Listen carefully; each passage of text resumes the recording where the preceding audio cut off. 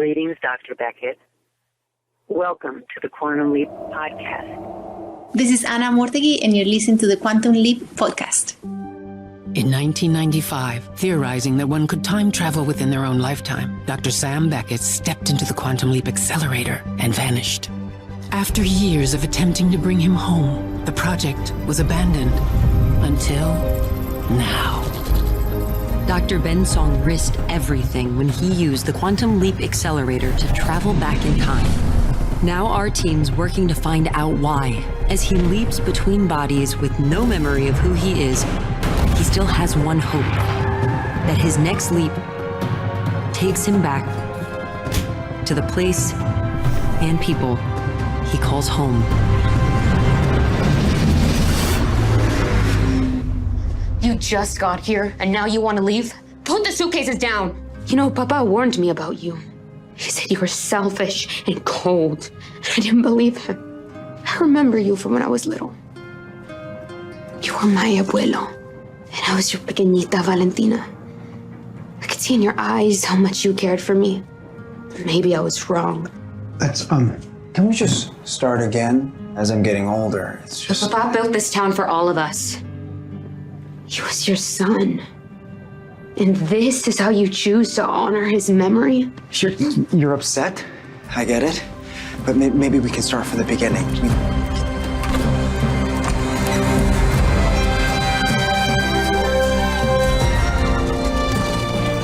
Y'all are listening to the Quantum Leap Podcast. This is episode 119, Salvation or Bust. Ian has him. Where is he? 1879? Ladies and gentlemen of Salvation, I come before you on behalf of the estimable Board of Directors for the Southwest Pacific Railroad Company to remind you that the deadline for you to accept their offering of a rather generous and life-changing compensation for your land and property presently draws apace. Who is that guy? Salvation had its heyday during the gold rush, but those days are long gone. This here boomtown's gone bust. I'm to inform you that we have petitioned the governor against the railroad's claims. Ain't no sheriff or governor gonna help you out here. Salvation has already arrived. Oh no. And who, pray tell, is this savior come to deliver y'all? The legendary gunslinger, mi abuelo, Diego de la Cruz. Howdy, stranger. You looking for me? Addison! I'm sorry it took me so long to remember you. I'm sorry I couldn't say anything. But let's not worry about that right now. Let's figure out what you're here to do so we can get you out of here. Yes, whatever gets me back to you faster. I can't be here to win a gunfight. To jump back in time to kill someone? That feels wrong. Yeah. Deeply, cosmically wrong. Okay, so who's trouble in a power suit? Congresswoman Kavita Adani. She's a member of the project's oversight committee and a rising star in D.C. Jen, why did you not tell us that she was coming? Because I just found out 2 minutes ago. She just showed up out of nowhere. So what's your price? I won't take your money. And I can't let you hurt these people. I'm sure you dealt with some bad hombres in your past. But you ain't never met one like me. Leave this town while you can. This is gonna end badly, isn't it? You're not gonna like this, Ben. Ziggy says there's an 87% chance you have to duel Josiah McDonough to save the town. Welcome to the Quantum Leap Podcast, everyone. I'm Christopher DeFilippis. I'm Allison Pregler. Yes, I know who you are, Allison Pregler from the year 2022. Sorry. Cover blown. And I'm Matt Dale. Sorry, I've been wanting to do that all day. You scared me a little bit there. Oh, that was great. That was the idea. Whoa. That was as scary as Ben must have felt. Exactly. Dun, dun, dun. How does he know my name? Well, we've only been podcasting together for like 5 years, but whatever. So today we are obviously reviewing the episode Salvation or Bust. It is season 1, episode 5, and it was all I could do to not come in with the Western accent, but I feel like we already did that for the last Gunslinger. Oh, so there's I didn't gonna want be to... some Western accents. Don't you worry about that. I'll just throw in a yeehaw occasionally. We didn't want to do the greatest hits. We wanted to make this its own thing. So you get same but different. This is for the sequel series, so you got to do the greatest hits, but make it your own. All right. Okay, partners, how's that? Yeah. No, I didn't like it the first time. I don't like it this time. Hey, we also have some interviews on this show. Whoa. We are speaking with Mark McCullough, who plays the main bad guy. I don't know his name. I call him Black Hat. I know he had a name in the episode, Matt. What was it? McDonough. Yeah. McDonough. Mark McCullough, who plays McDonough. McDonough. That's not going to be confusing at all. And Matt and I interviewed Mr. McCullough, and it was a fun time. Mm-hmm. You guys are going to want to stick around for that. That will be coming after the break. So, wow, I can't believe it. Still more interviews to come. We're like packed out with interviews. This is insane. Everyone wants in on the Quantum Leap podcast. We got some legitimacy. I don't want to be talking ourselves up too much, but they're already talking us up at NBC. So talking us up on the set of the show. How is this our life? This is weird. Yeah, I think Albie had relayed this story. He's gotten close to Steve Bralver, the stuntman who he interviewed last week, right? I think that appeared last week on the after show for 104, A Decent Proposal. And Steve was telling Albie that he was on the podcast and he was talking about it with Ray. And Ray was saying, yeah, he was on it and he had such a good time. So they're just chatting about us, between takes. It's just how cool is that? I cannot just, it doesn't compute. I'm sorry. I can't even. I'm done.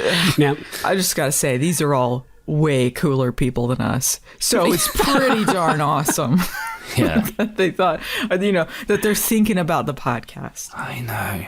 It's funny to me because I thought that maybe we had sort of the benevolent tolerance of Deborah Pratt on our side, and that's about where it begins and ends. It's all Matt. She's like, I'll hang around because I love Matt.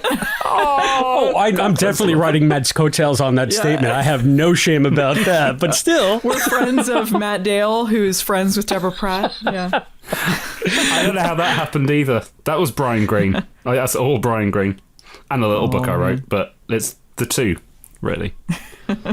You're a lovely, lovely individual. Don't sell yourself short. It's you as well. Because if you were a giant dick like you are to us most times, Deborah wouldn't be fooled by you. It's true. It's true. She will learn one day. That's true. So, guys, we are on the brink of talking about the first genuine period piece in Quantum Leap since the leap between the states. And I want to get some initial impressions. Allison, are you comfortable starting this week, or should I throw right to Matt? Well, firstly, I do want to say this isn't the first period piece. Every episode's a period piece. Outside of a lifetime, not out of recent history. Oh, yeah. Thank you for correcting me on that. This is the first time that they've done a true cowboy episode. So you're right. They're all period pieces. All right. But first impressions. I don't think of them as period pieces. It's nice when they can get a period piece right when it isn't like that drastically different as this week. But anyway, first impressions, guys. Quantum Leap's back, baby! It's back! I'm so glad to hear you say that. Dude, this was a rootin' tootin' good time. I love this episode. I had so much fun. This is my favorite one so far. Genuinely, some great moments in it. So anyone who thought I was being a big downer last week, I'm not going to be a downer this week, hopefully. My antenna. Is this an act? Are you just making nice so that people don't think you're a big stinker? No, it's not an act. People didn't like my criticisms. I do want to say though, I should have given them more credit for the amount of project time last week because it was very minimal, and I think it's feeling much less intrusive. It was the same this week, so should have given them a little more credit. But yeah, no, genuinely, I really love this episode. Yeah. Wow. How about you, Matt? Yes, ma'am. That's the other thing I've been waiting all day to say. I was wary about this because we would have talked about this on the last Gunfighter, so I'll keep this brief, but I do not like traditional westerns, and I find when sci-fi shows try and do westerns, 50% of them are good, 50% of them are self-indulgent, childish, hey, it's a chance to play cowboys and Indians. This was in the former category. I honestly went into this not sure if I was going to love it or hate it, and I loved it. Yes. So I guess it's up to me to pull an Allison this week. I am not really sure how I felt about this episode. Stinky Chris. Everyone's going to be so mad at you, and they'll be like, why do you have criticisms? I love how it's now called pulling an Allison, though. Pulling an Allison. I believe that's well earned. But... Now, look, there are many elements of this episode that I liked overall, and I'm not against leaps outside of Ben's lifetime, but this kind of takes me out of the feeling of Quantum Leap, and it turns Quantum Leap into more of a generic feeling time travel show to me. So I'm not really sure if it's that part of it that made me iffy on the entire thing, because I did genuinely enjoy much of the Leap stuff itself. It was just the setting kind of took me out of the Quantum Leap feel. And the back at the project stuff, which I normally like, I thought was a very big missed opportunity this week. They could have done so much more with it. I'll get more into that as we get into the main discussion, but I was not crazy about the back at the project stuff either. So, this is, if I had to pick an episode that I wouldn't say I liked it least, but maybe it is the one I've liked least so far. Really? Even less than the pilot? Because the pilot was bad. Yes, because but remember that everything that we saw in the trailer that gave me all of the feels was contained in the pilot. All right. So had I seen that pilot fresh, it would have been a much different experience. And so I'm not going to blame the pilot for its other failings, because I know that it would have just choked me up completely to get, back into the universe had I not seen the trailer stuff. Does that make sense? Makes sense. Can you remind me for context, what did you think of the leap between the states? I loved the leap between the states. So a leap outside his own lifetime can work for you. I was just wondering if it was like, okay, this episode did not have a chance. This episode did have a chance and it still didn't land. You know what's funny? Needed more incest, or it's funny you say that. Now, I never even considered that, but I love Leap Between the States for a couple of different reasons. Number one, it's one of Laura's favorite episodes. So anytime it comes on, I get a good feeling because I think about how much she likes it. Aww. And I love the performance of Scott in that episode. I love the Martin Luther King thing at the end of that episode. I loved so much about that episode. And the fact that was an outlier after 5 years of basically standard leaps, we got to see something new and different. Yeah. And that's what made it stand out as a highlight. Now we're here in this new show, and we've barely settled into the fact that, yes, they proved in the boxing episode that they can do a standard leap, exemplary example of a standard leap in somebody up there like Ben. But now we're already going to the Old West. And I want to see this show settle more into doing a traditional type of quantum leap and really get that down before we start going here and there and willy-nilly all over history. I mean, all of the leaps so far have had pretty grand stakes outside of the boxing one. The boxing one was a more personal story. There was the boxing championship, but really what it was about was saving Daryl. And getting him to get help. But all these other ones, even like the bounty hunter one, they stopped a drug cartel that affected a lot of people, and this one affected a whole town of people. So they have had very grandiose stakes, and Quantum Leap did do that in the past, but in this new show, a lot of them have felt less personal because of that. Do you think that's part of that, Chris? How you feel? I guess so. Yeah, maybe it's a bit disconnected from something that we can see affecting us, and maybe that was part of the charm of the original Quantum Leap. It was recognizable history, therefore you felt a personal affinity for it regardless. Even if, say, like the 60s or the 50s is before my time, we are of that same era, that late 20th century era. Sure. And now, so it's all sort of a continuum. Now we're going into places and into more abstract territory. He's in 1897, and yeah, it would be great if he could save this town. But at the end of the day, do we have a connection besides the fact that I like to watch Clint Eastwood as The Man with No Name? I like my spaghetti westerns. I like that kind of stuff. But, like Matt was saying, it's an excuse sometimes just to play cowboys and Indians. I don't think this was that. No. But I feel like having this now as a regular part of the series could lead to that. Does that make sense? Yeah, I mean, this could also be colored by the fact that I can get into a good Western. Like, I was really disappointed when the original Quantum Leap did Last Gunfighter because it really wasn't a great Western. They were trying to kind of fit it into a box that it didn't fit into. So I liked this, but I do feel like they added enough human elements to it. The fact that, unlike Sam, Ben didn't want to duel. I mean, Sam didn't want to duel either, but he eventually did it. Ben was coming up with other solutions. There was the story about him and his granddaughter. There's a story about this town full of outsiders. Like, it wasn't just about get everyone to move. Like, this was like a safe haven for everyone. So I think they added enough elements to this that it felt like it wasn't just about the action. Mm-hmm. It was all there. I think it was maybe just the setting that I was having trouble with. And that's my problem, obviously. But you see, the Universal backlot has a Western set.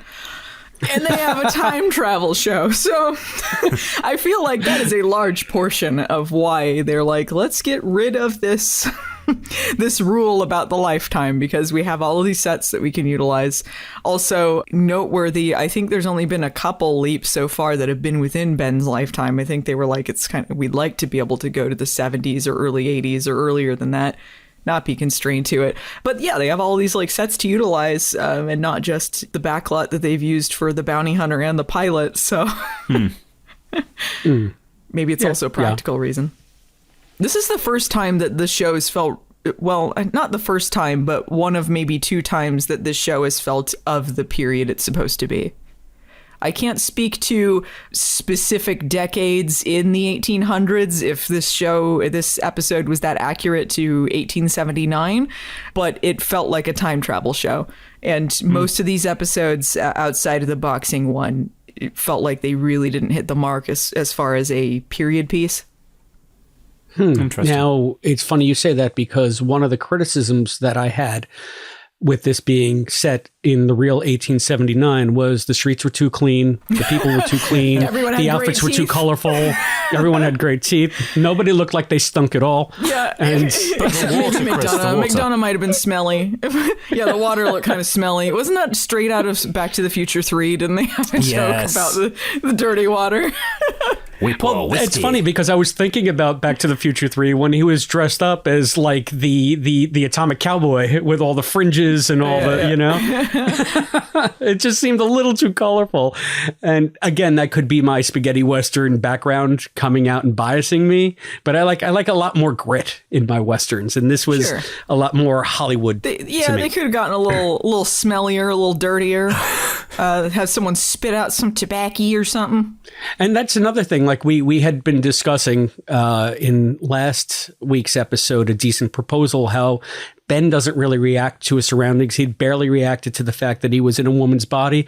I wanted him to just like look around and go, oh my God, what is that smell? Yeah. Because I gotta think that the Old West stinks. Oh, for sure. But I do think this was some of Ben's biggest reactions when he first arrives there. It's kind of surprise that he ended up in cowboy times. I feel like he has a lot of big reactions to things in this episode, and I've been wanting the show to pull back less, and I feel like they're writing a little more for Raymond Lee, or maybe they just thought this would be like pack some more punch for this episode, but I feel like he showed some real personality here. I think that Raymond has always shown personality. I think he's charismatic as heck, and I'm glad that they're finally leaning into his strengths. And I think maybe it is just a process of the writers discovering themselves, discovering the show, discovering the talent that they have on hand, and everything coming together as the series goes on. This stuff is going to gel more and more. And that gives me a good feeling. But isn't the focus for Ben / Ray this week much more about the revelation at the end of last week and learning who Addison was, more than, oh shit, I'm in the Old West? I mean, I feel like, he wasn't like freaking out that he was in the Old West, but he had more reactions to things that were happening in the moment. Like, they allowed him to have some more uncomfortable scenes. Like, all of a sudden, he's this focus of attention, and they're like, he's this big hero, and he feels like he has to live up to these standards, which ties in nicely with his story with Addison. I feel like they had good connecting themes there without just being melodramatic. So I thought there was that, and then there was him trying to learn how to shoot the gun, and he really sucks at it. The first time he's been injured in the show, he shot himself. Yes! How good is that? It was hilarious. And he's like, I hate guns. And he even, like, when they find out that Valentina has taken the guns to go fight McDonough, there was this great, I think it was an ADR line, but I really like the delivery from Raymond Lee, where he's just like, oh no. Well, it was great. Like, it had like a nice sense of humor to it. This episode isn't, I don't think, set up to be explicitly a comedy, but I felt like there was a good balance of humor and drama in it. So it felt like, it wasn't just too serious all the time. That fact that he struggled so much with the guns, it immediately answered one of the problems that I usually have with Western episodes of sci-fi shows, which is that it doesn't matter if you're from 400 years in the future and you've never seen a gun before. If you're in a Western, you can pick up a gun and immediately use it, because that's just what happens. I was very glad that he couldn't use it. And I know Sam struggled with it a bit, but he still learnt fairly quickly. Ben, they just gave up. It's like, this isn't going to happen. I feel like this is... there's some similar plot elements to this and Last Gunfighter, but they have opposite problems here. Yes. So, like, both leaps, they've leaped into an old cowboy who's kind of past his prime, but used to be a great gunfighter. And in Sam's episode, it was to his advantage that he was a much younger man, that he was able to do this duel because he wasn't really an old man, but he didn't know how to fight because he didn't have, like, his same skills or his body or whatever. And Ben is actually in the old man's body. I know that sounds weird, but he's in the old man's body. And so he is not a young man, but he, I guess, theoretically could use his skill set. They seem to act like, okay, so if he's a boxer, he knows how to box because the boxer knows how to box. So maybe he would have some sort of skills, but he's a little washed up. So I don't know. It's kind of interesting, the problems I liked that aspect of it. Yeah, because this is what I was saying when we were introduced to that concept, and they are following through on it consistently. When we learned that he had the muscle memory of the boxer because he's in the boxer's body, he just needed to tap into it. I said there better be a downside to this. Yeah. And they really did play into that this time. It also played into the fact that Ben, we found out, is a complete pacifist. He doesn't believe in violence at all. But, except when it comes to boxing. Yeah, but, I feel like he's been very non-pacifist for someone who's a pacifist so far. But I do like that. Maybe he's just remembering he's a pacifist. Yeah, like we found out he's never even shot a gun. He's like, what? How am I supposed to learn all this? Like, I feel like I hate guns. I don't know. How would that have gone down in episode 3, though? There's a non-violent solution to everything. We're just going to sit around the boxing ring, have a cup of coffee, have a chat. I mean, I guess when it comes to boxing, it is a sport. So as long as you're not trying to murder the other person, it's kind of different than trying to kill someone. They do address the fact that Ben's like, well, that would have to be on my conscience if I killed someone. Right. I do feel like that contradicts a little bit of the beginning when McDonough shows up and he shoots the sheriff dead. And then Ben doesn't seem to react to someone just got murdered in front of him. And nobody reacts at all. Cares. The sheriff is just shot dead. They hated that sheriff, apparently. Maybe they're just running through sheriffs and like, not another one. They just toss him in a coffin. It's the third one today. Yeah. They do seem to be going through sheriffs pretty quick. But I love this aspect of Ben being so adamantly against killing and leaping. He even says something to the effect of leaping to kill seems deeply wrong. Yeah. So there's got to be another solution. Whereas Sam killed. He killed when he had to. He didn't want to, though. It's not like he was I'm not a saying he violent person wanted either, to. but yeah. You know, but I mean, I just remember that scene in Freedom when the grandfather tells him, you know, now mark the kills on the back of the horse.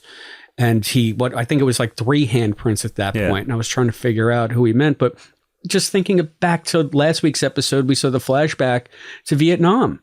He killed dozens of people. Oh yeah, when he leapt was into mowing magic. people down. Yeah. But also he was doing what Addison was talking about. Sometimes you just have to react. I'm sure that we will see Ben kill someone and it will mean something because you know, right. Both Ben and Sam never wanted to kill anyone, but Ben is trying very hard to come up with a more peaceful solution to this. And yeah, it was pretty creative. I liked what they came up with. Yeah. He goes full Wile E. Coyote on all of them. I did like that, but I like the discussion, and I hope it's something that they mine more, because it also seemed to me when Sam kills in the original series, it's very much a function of the plot, because that's what you have a shootout at some point and the bad guy dies, and it's almost like a trope. It's very TV. The fact that they're addressing the fact that if I have to shoot somebody, no matter how bad they are, that's going to be on my conscience for the rest of my life, is very un-TV. I don't know if that speaks to how they want to do this series differently, how they want to differentiate Ben from Sam, or if it's just now TV is in a different place altogether, where maybe you don't have like that 80s style shootout at the end of the episode. I just find it a fascinating aspect, and I hope that they mine it for some good effect as the show goes on, because Addison said sometimes you have to meet force with force. That's all some people understand. And I hope that we get to see Ben sort of come to a crossroads with that, where we get to have something besides sort of a comedic end. And I don't know. I don't want Quantum Leap to go dark, but now they're bringing up this aspect of it. I hope that it's like now the Chekhov's gun sitting there waiting, you know, we're waiting for that third act. Yeah, I think eventually it will come to that. I think it's just the cowboy episode wasn't the one they were going to do it in, you know, like they're taking their time with this. Yeah. And I think they did with Sam, the first time that he killed someone, they did make a big deal out of it. You know, that was in Honeymoon Express. He stabs the guy to death, Roger, and Roger is this trained killer. You know, he says to Sam, like, next time it'll be easier. You know, you could tell like it really affects Sam, but it is episodic television, so you don't have a lot of time to dwell on this, and I don't know what they plan, if they have a plan to do with Ben. I'm sure it'll come to that, but they'll probably have a little more continuity, maybe a little more about that whenever they come to that particular aspect of the show.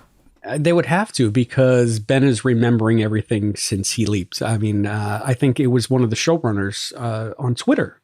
I saw one that you retweeted, Allison, where they did indeed confirm that Ben's memory since leaping is going to be cumulative. He's not going to forget things like Sam did. He's going to maintain a through line. So you could argue that Sam didn't remember on certain leaps that he had killed anybody. But, you know, Ben doesn't have that luxury. So. Sure. Yeah, very interesting. Yeah. Oh, yeah. So speaking of Ben's memory, so he remembered Addison last episode. And I think, even though I don't really know what they really did with him not remembering Addison, I don't really know what the point was of them not letting Addison tell him, because this episode, Magic's just like, yeah, cool, we can use this information, do it. And then it's like, all right, why did we do any of that? But now that they have, I felt that created a much better dynamic. I feel like there was a great dynamic between Ben and Addison in this episode. They were playing off of each other. There was some romantic moments in there.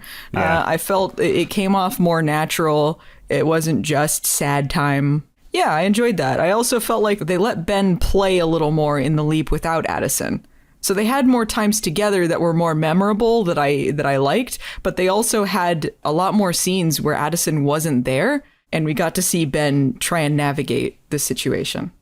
Can I just point out on the magic point, this has been in project time 5 days since Magic said, yeah, don't tell him, Keep it a secret. It's been 5 days. It's been 5 days. So the whole like, oh, things are different now. Things have changed. It's like, it was a few days. It was earlier this week. That feels like an aborted storyline to me. That feels like they had a different idea and they're like, this isn't working. Let's turn it around and do something else. And I was liking it. I like what they're doing now, but I was also liking the original storyline. I kind of wish they'd stuck with that a little bit longer. Even though I'm loving the new dynamic, I also love the old dynamic. So, yeah. Well, I loved the fact that was the best part of the Back at the Project stuff, when Magic explained why now all of a sudden it's okay to have Ben remember. Like, have him remember everything. He said, we're in a dynamic, fluid situation. Janice is in the system now. We don't know what's going to happen. So any information that he has at this point, whether he's dangerous or not, knowing the agenda can only benefit us now. Yeah. And well, could have said that from the beginning, though. I guess, but I liked it, and there was precious little Back at the Project to like in this episode, even though there are, some good sort of connecting elements to the original series. But let's stick to the Ben and Addison stuff. Yeah. Without the Ben and Addison stuff this week, they would not have been able to take a classic Quantum Leap scene of the hologram teaching the Leaper how to shoot a gun and just add a shitload of sexual tension into it. That was not. They were ghosting. Yeah. That was hot, and it was not that hot when Scott and Dean did it. Sorry. I think there are some listeners that might disagree with you. Well, some people found it quite hot, but it was. I thought it was cute. They were talking about their first date. I feel like we're getting to know more about their relationship, and so you care more about the relationship, because there could be a little disconnect sometimes in the earlier episodes because we just don't know the characters that well, so we don't really know what their relationship is, and the writers are still figuring out the characters too, so there could be a little bit of disconnect. I feel like they were jiving a lot more here. Yeah, it was really cute. They were talking about that. Ben is so happy to see Addison. Immediately when she shows up, he's like, Addison, and like runs over. It's like, why? I don't know why no one heard that, but he was just so happy to see her. He goes like running over. It was like, oh, that's just so cute. I love that. And then shortly after that, when she's all like, you look kind of cute as a cowboy, and he's all like, you look kind of cute as a hologram, and it's like they're just a couple of teenagers, like completely they're falling in love again. Exactly, that's the thing. It's like they've been together a couple of years. Surely, well, I mean, we saw this in the engagement scene in the first episode. They're a lot more comfortable together, and he particularly is a little awkward and nerdy, but still they're relaxed around each other. But that awkward flirtation that they do, it is just like that first date. Can I get away with complimenting her, or is she going to throw a drink in my face? I don't know. It's so sweet. But I loved that they played it two different ways, because she was a lot more straightforward. Like for him, this is a new thing, like relatively new, because he doesn't really remember. He just remembers the fact that he loves her, right? But he doesn't remember their first date. He doesn't remember much of anything. She, on the other hand, is like becoming like a row, like I can't do a row like a cat row. But thank you. She's become like, ooh, you look good as a cowboy. Like, she's all horned up. And then when she's teaching him how to shoot, she's like leaning into like the back of his neck. And if she could just jump him, she would. Oh, yeah. And so from her end, it's a completely different sort of approach. It's just like, all right, this is my guy, and he now remembers me, so I can be the way I usually am with him. And you can tell she's DTF, that she's what's this cowboy shit? She's like, I've not slept with this guy for 5 whole days. I need him. Can we go back to that, Matt? How do you get that? I mean, I have had very little thought about how time passes back at the project as opposed to the leaps. Yeah. We got so much in the first couple of episodes of the original series, how time is different at the project because Sam's leaps could take up to a week. Yeah. So have we established somehow that this is one contiguous length of time? Yeah. So episode 1 takes 1 day. Episode 2 takes 1 day. Episode 3 takes 2 days, because she's got 24 hours to to teach him how to box. And in episode 2, they refer to the events of episode 1 as happening yesterday. And in episode 3, she's not been eating or sleeping, so it's probably very shortly afterwards. Episode 4 then presumably is day 5, and then Dean's been doing, the producer has been doing these script to screen extracts and on Twitter, and he put up the Magic and Ian scene on Twitter, which I'd worked out, assuming they were every day, apart from episode 3, which takes across 2 days, that would mean episode 4 is on day 5, and the script for that scene says D5 at the top, which presumably then is day 5. So that would mean that this is day 6, with the engagement scene happening on kind of night 0 before it all starts. So this is day 6 of, assuming this is the day after the Magic and Ian coffee scene, but every other episode so far has to have been one day after the next. Just zooming past the days, huh? Yeah, which is how I've got dates for everything, because between that and the episode of Real Housewives of Beverly Hills, I've got dates for all of this stuff. It's important. She could have been streaming it. Yeah, don't mess with that. And more about Ben and Addison. I think that they brought back the Quantum Leap hologram classic. The happy with the underlying tragedy, right? So it's a very happy scene, and then you're like, oh, I'm sad. So they're talking about their first date, and they're both getting very excited about this for different reasons. So like Ben is just discovering all of this. It's like, this sounds like a great first date. This is how we fell in love. This just sounds wonderful. And Addison is like, oh, this is getting back to normal. I'm going to tell him about our date. Remember all this great stuff that we did, you know? And then when she asks him, do you remember any of this? She has this hope. And he's like, no, I really don't. And you get that kind of like, and yeah, that ties into what Ben says later in the episode. Like he's worried that he can't be the person that the town of Salvation needs him to be, or that Addison needs to be. He's worried about letting her down. Yeah. Yeah. And that was all really good stuff. I enjoyed that aspect of it because I'm rooting for Ben and Addison. So it's nice to see them be able to lean into their relationship that way. And for that to be an evolving thread is going to be, I think, a strength of the series now. So the scene I was talking about before, where Addison was sort of leaning into Ben when she was teaching him to shoot, it reminded me a lot of the first episode of the original series where Al is trying to teach Sam how to fly the X1 or the X4 or whatever it was, right? He's literally inside Sam. Yeah. And I was thinking, why didn't they take advantage of that? Why didn't she stand inside him and put her arm up and say, match my movements? Because you wouldn't have the ghost moment. I know. Yeah. Well, it would just look goofy, her being inside him. And then it would, yeah, they want it to be the more of a romance moment. Out. Yeah. Yeah.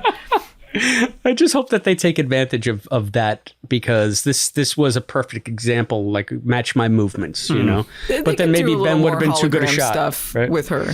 They could, where she like goes inside stuff, or you know. I do think that they utilized her a little better in scenes where it felt less like she was standing around, not really having a reason to be there.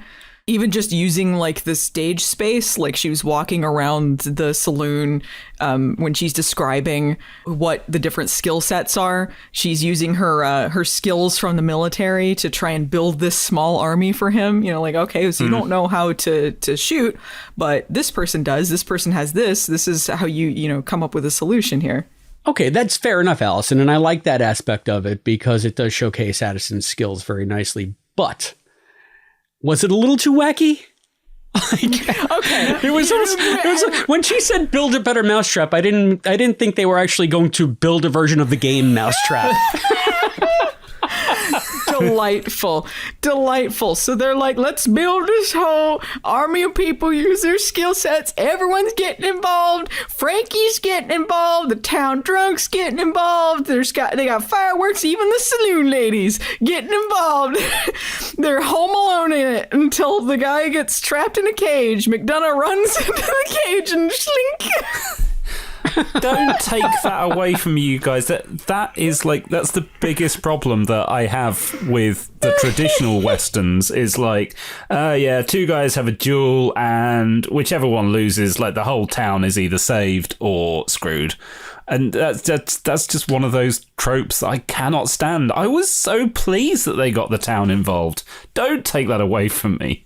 I mean, I've seen this type of plot before. I'm not gonna lie, but I do feel like it was a novel solution. It did make me laugh a lot. Ben being all smug coming over, and you felt kind of in control at the moment. You know, should have left while you could. Yeah, and I got to be honest. I love the fact that the town did come together because my main failing with the Western part of this episode was that everybody's looking to Ben as this gunslinger to save them. Right. There are like 19 guys in that town with guns. They can't just surround this gang and take care of it themselves. Like anybody is capable of raising a firearm and fighting these people, yet they don't. Yeah, I mean, it has to come down to the gunslinger. It's like why? Yeah, but I mean, like I guess if you're going by the cowboy duel rules, you know, like you got the two guys, no one else gets involved. They really kind of broke the duel rules here. You know, a little bit scandalous breaking these cowboy duel rules. And they're like, oh, by the way, all the town's going to get in on this. But, you know, typically you got the two guys, one wins, the other loses, and then you go by the terms. But they decided that they were going to go with a different type of solution that didn't involve the guns, because if everyone decided to go out there and just start shooting their guns, all these other guys are prepared for it. They didn't catch them by surprise. They're just like going to have a shootout and a bunch of people are going to die. But they know these guys they're leaving and they're coming back into town. And there, again, many people in that town. McDonough just guns the sheriff down in the middle of the street. There are no rules. It's the Old West. It's the Wild West. That's where the expression comes from. Yeah, but so I'm saying, like, okay, let's say that you are in a town full of people with guns, and you have a group of outlaws coming into town also with guns. If you are ready for a shootout, you got to be ready to die.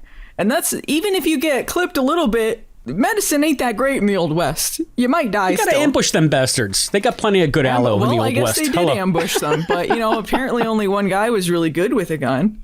Everyone else, not everyone had a gun. Also, I just feel like it was kind of a silly conceit because Western. That's all. Yeah. I don't know why when they came in they didn't notice the giant ring of alcohol in the dirt that they set on fire. Like you would see like a big ring and you'd be like, what's that all about? Maybe somebody was just walking their horse as it was peeing and they were walking in a circle. There. Did the drunk guy, they have a town drunk, which is weird because Ben's technically supposed to be a washed up old drunk, but they have an old drunk in this town. Does he call one of the guys a sucker? Like the one that gets dragged by his feet, he like gets dragged past him with one of their traps, and it sounds like he goes, sucker! Maybe. I'm gonna have to check it. Like, what? Yeah, well, that wasn't the only sort of anachronistic speech, because in the very opening scene, Ben says, look, I get it, to Valentina. I don't think that's anything that Diego would ever say. That's such an anachronistic turn of phrase to me. And no one seems to bat an eye. Like, yeah, well, he might have said, I understand how you feel, or I get it, just seems too modern. Yeah, so sometimes, for him to say, sucker! Yeah, sometimes the speech seemed a little too modern. When Ben goes to get his arm checked out, there's the two Chinese characters. If Ming was the younger one, it was Ming he was talking to, and he says, ancient Chinese secret. And I'm trying to think how this cowboy times character would know the Calgon commercial catchphrase. Like he's clearly making a joke playing on the fact someone would know that catchphrase. I have headcanon for this. Do you? I think that was Sam. What? You think it was Sam? I think that was Sam. No way. All right. Sam or another leaper. If it was Sam, I mean, this is a question I have for the end of the episode too, but like leaper interactions don't work the same as they did in the old show, because in the old show, if you touch someone, then all of a sudden, then you see what they look like for real.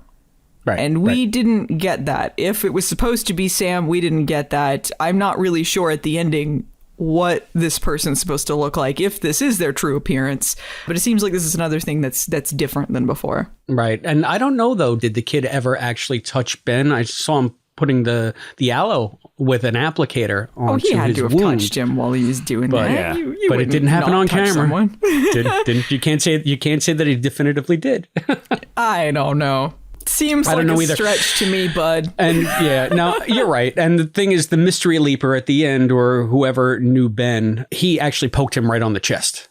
And there was no transmogrification, no morphing effect. So Yeah, well, and he looked like that the entire leap. I'm not really sure if it was supposed to be this other leaper the entire time, or maybe jumped in before. It was interesting watching it back a second time and seeing the interactions with this character, because I really didn't think about him twice until the very end. Yeah, me neither. And I think they only like focused on him once. So why don't we get into that aspect of it? Then maybe we can do some of the back of the project stuff. Because maybe we're underplaying it. There's another leaper. Yeah, I know. It's like that's like the huge reveal of the episode. Jaw dropped at that point. Properly. I was legit surprised. I was like, what? I don't know about you guys, but I kind of had a feeling that was going to happen at some point, that at some point during the show there'd be this big reveal of somebody in period clothes would turn around and recognize Ben. I felt it was kind of obvious, but it was still shocking when it happened. Dun, dun, dun. Like, they had to introduce another leaper at some point. It just seemed obvious, and the way to do it would be just to have... Yeah, not to see them leaping in or anything, just to say like, oh, hey, Ben. All these other reveals that they've had on the show of like, things from the old show, like things that you would recognize, like mechanics or props or other plot elements. I've just felt like I haven't been feeling it like everyone else, and it kind of bums me out. Like everyone's like, I'm just in awe about this, and I'm like, I don't really know. But when this moment happened, I was like, what is going on? There's another leaper there. I felt the danger. I felt like, ooh, Ben could be in some trouble now. It kind of hit me oddly flat. I was like, oh, that's interesting, but I didn't get a moment, and I don't know why. Why not? And maybe because I wasn't invested in the Western thing. Maybe I was too distracted by the Western aspect. I don't know. Regardless, I love the development. It just didn't hit me in the oh my god the way I wanted it to. If that makes any sense. Sure. The oh boy. I didn't get the oh boy. You know. Okay. But see, now this opens up so many different possibilities about what exactly is Ben doing with Janice, and he's saying specifically, stop following me. Right. Yeah. Right? So obviously thought he was out there looking for Ben, Sam. I thought he was looking for Sam, It would be but maybe so funny if it was Sam, but he's like super aggro now. Like, stop following me if you value your life, Dr. Ben Song. At first I thought it was Sam. I said, oh my God, is that Sam? But I don't think that Sam would threaten him that way. It sounded too aggressive. Yeah. So I'm thinking, so this now means this implies anyway that not only is there another leaper somewhere doing something, but that Ben somehow found out about it and that he enlisted the help of Janice so that they could thwart it or subvert it somehow. And we're not going to get to know anymore unless we get a scene with Janice or Ben suddenly remembers. I mean, this is like great. Like, oh my God, like what now? I'm really invested in the Janice storyline. What the hell is going on here? Yeah. Yeah. It's going to be good times. I feel like it was nice that, you know why this one hit a little more for me too, is because this involves Ben and the Leap, and it's less disconnected project stuff that I don't really care about because it doesn't really relate to the Leap story at the moment. So the fact that he was right there with Ben, you could feel the plot moving forward. And it felt like it was dangerous and directly affecting him. Yeah, for sure. This opens up so many possibilities. And I hope in a good way. I know that I had poo-pooed the idea of there being, quote, evil leapers. But if it's more of like competing leapers and not so much the cartoonish Lothos, the devil, and that kind of thing, but more of just somebody with a competing agenda, not just to wreck stuff. I mean, I briefly toyed with the idea that like that was Zoe and we were seeing the Leapy. That would be kind of fun, but could be. I checked the actor's resume is quite impressive and he got top billing in the episode, so I'm thinking that actor's going to keep coming back, in which case it can't be the Leapy. But that's a shame because, yeah, I'd have loved if after a few episodes of random different people showing up playing this antagonistic character, it turned out it was Zoe all along. Yeah, I'd like it if it was someone in disguise the whole time until, they figure out what they want to do. Yeah, my worry with the evil leapers, and I don't know if this is what they're intending. I don't know if I really explained myself that well when we were kind of going over the evil leapers, what I thought would be a very boring take on this. I don't want it to be like clinical, militaristic, we got to stop the time incursion kind of stuff. If that makes sense. Because no, I understand exactly what you're saying. It's like the Cro-Mags and sliders. We don't need... Don't get me started on the Cro-Mags. And Cro-Mags. No, thank you. I don't want it to be boring Cro-Mag shit. I don't want it to be like this kind of stuff. Like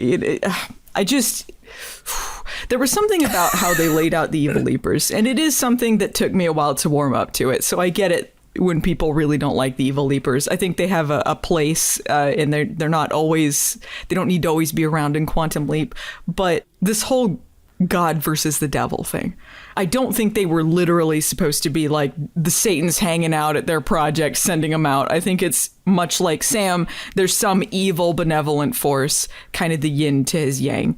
So it added this sort of mythos to it, this larger than life kind of, there's some stakes here, there's something sinister, there's something, it feels less clinical than, let's say, someone started an evil military program because they want to change one little thing in time and they got some agenda. I don't know. It just, I worry about them going in a route that's not incredibly interesting. But this is just me speculating about stuff. So far, what they've shown is not much. It's interesting. I feel like we're seeing maybe hints of a competing government project that is exactly what you're afraid of, Allison.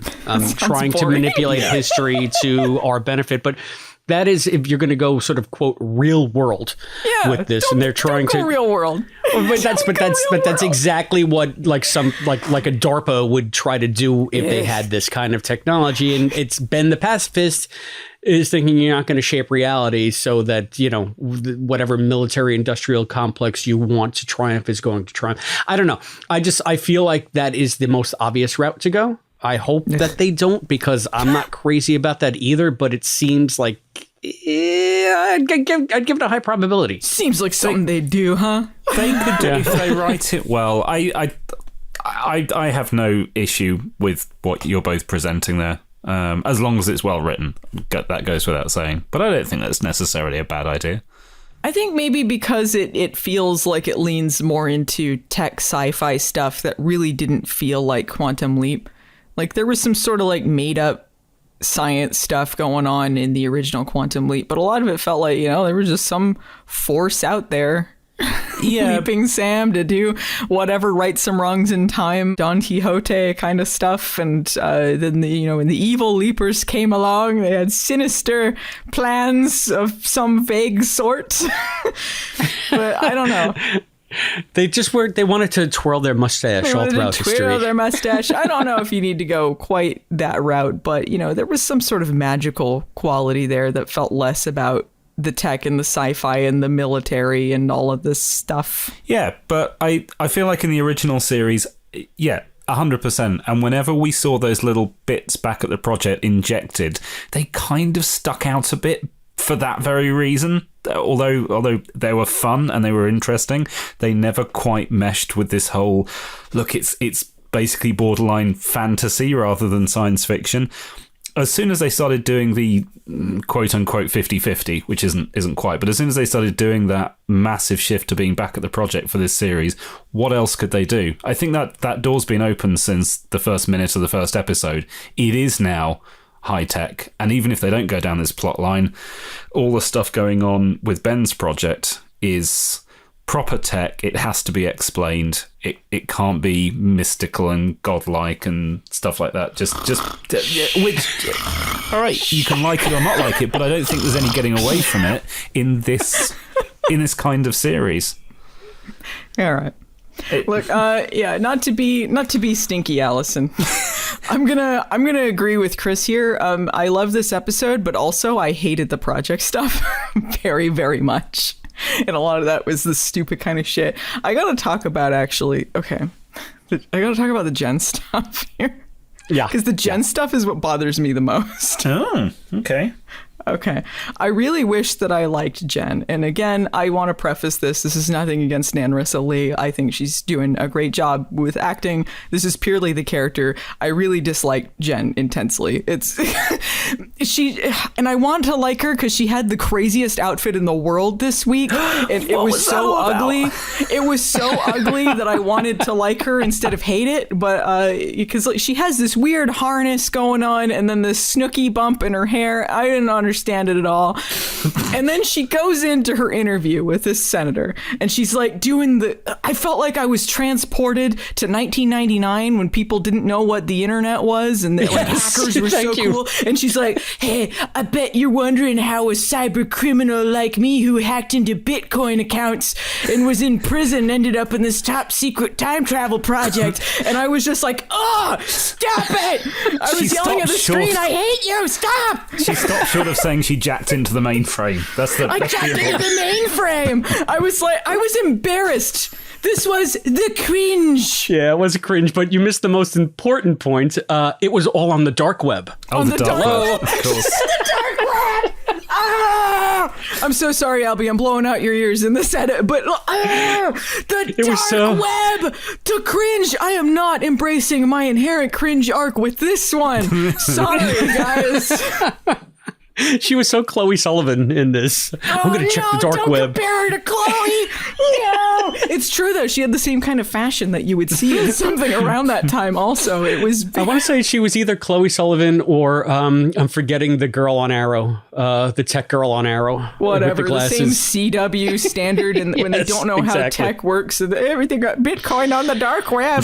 But I think she was like, I'm going to check the dark web. Like they had to say that every episode, you know? This episode was so dumb tech wise. Even when they had like Ian explaining stuff to the senator to try and deliberately confuse her by using too much techno jargon, I understood it and I'm not that technically capable. So I feel like it was like, this seems really dumb. Like I got what they were talking about. So like it's like it was trying to be like that episode of Next Generation where Riker's trying to confuse the Ferengi by explaining all the tech really badly.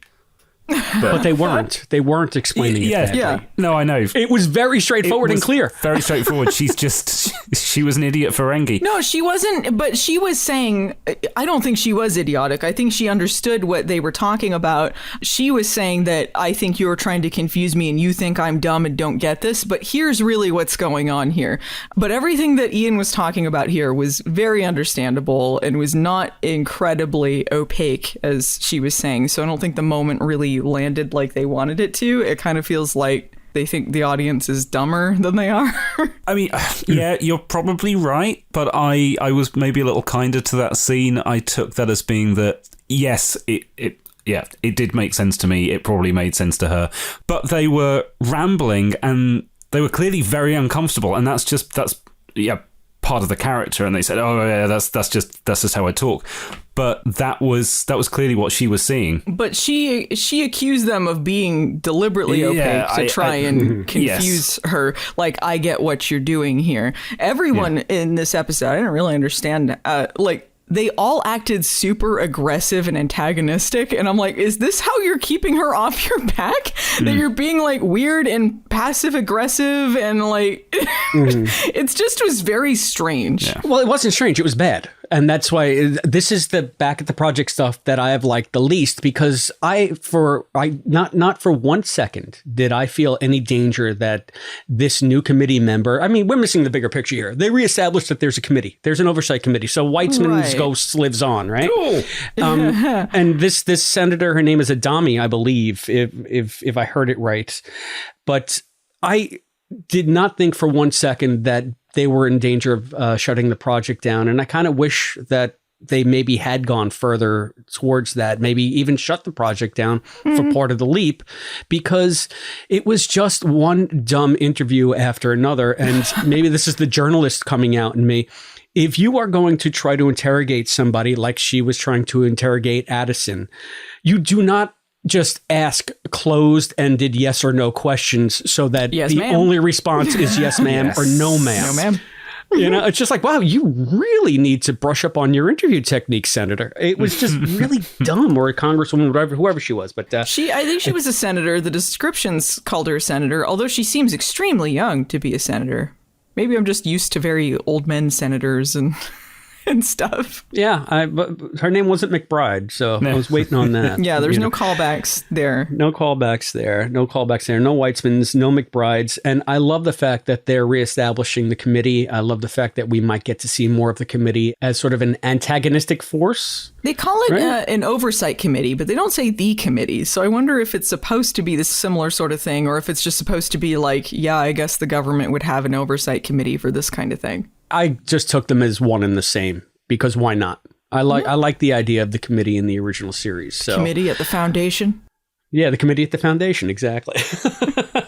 Yeah, this whole thing. Okay, so this senator comes in and she's investigating. She clearly knows what's going on, but she's trying to find out from them and try and get them to fess up. So she's like, okay, I know what's going on. I need to report this. And Magic has this...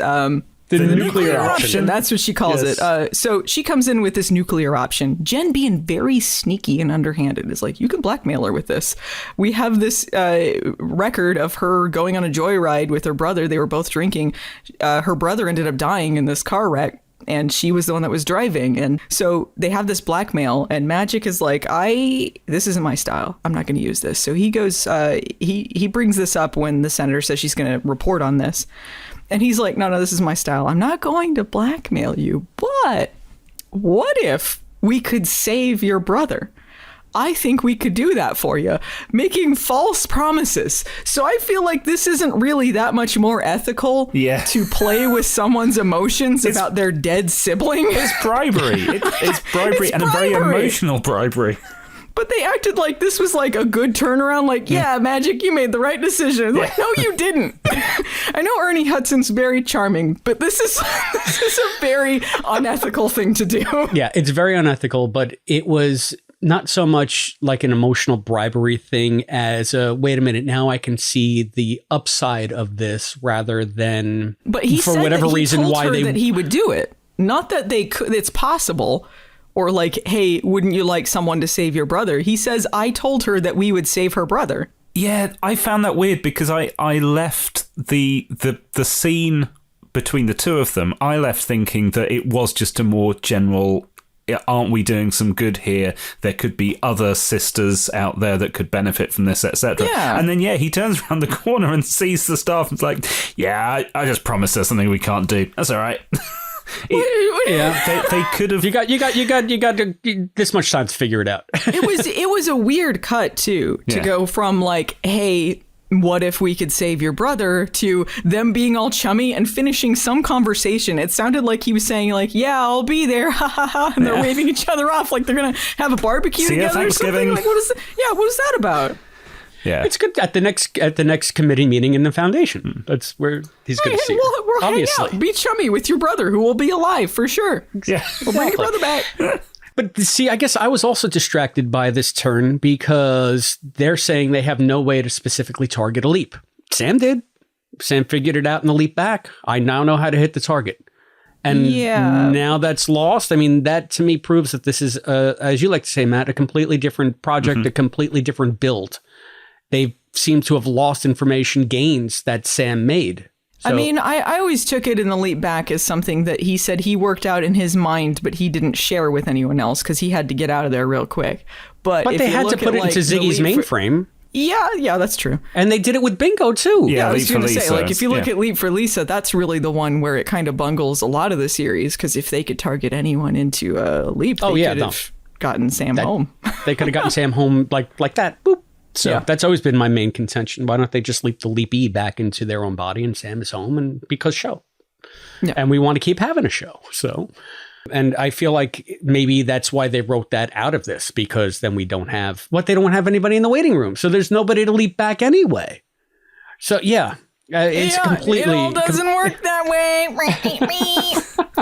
Before I do have more about the body thing, also some questions, but more on the project stuff.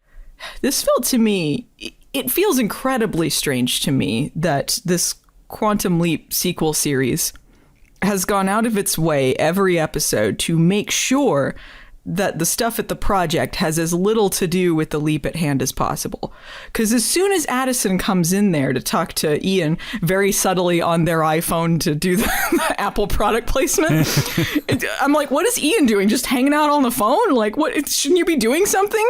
And then Addison walks in and she's just like, hey, we need to get some information on the Old West, help Ben out. And then Jen jumps in and she's like, okay, we got to act like we're not on leap because the senator's here. And then they don't talk about it again.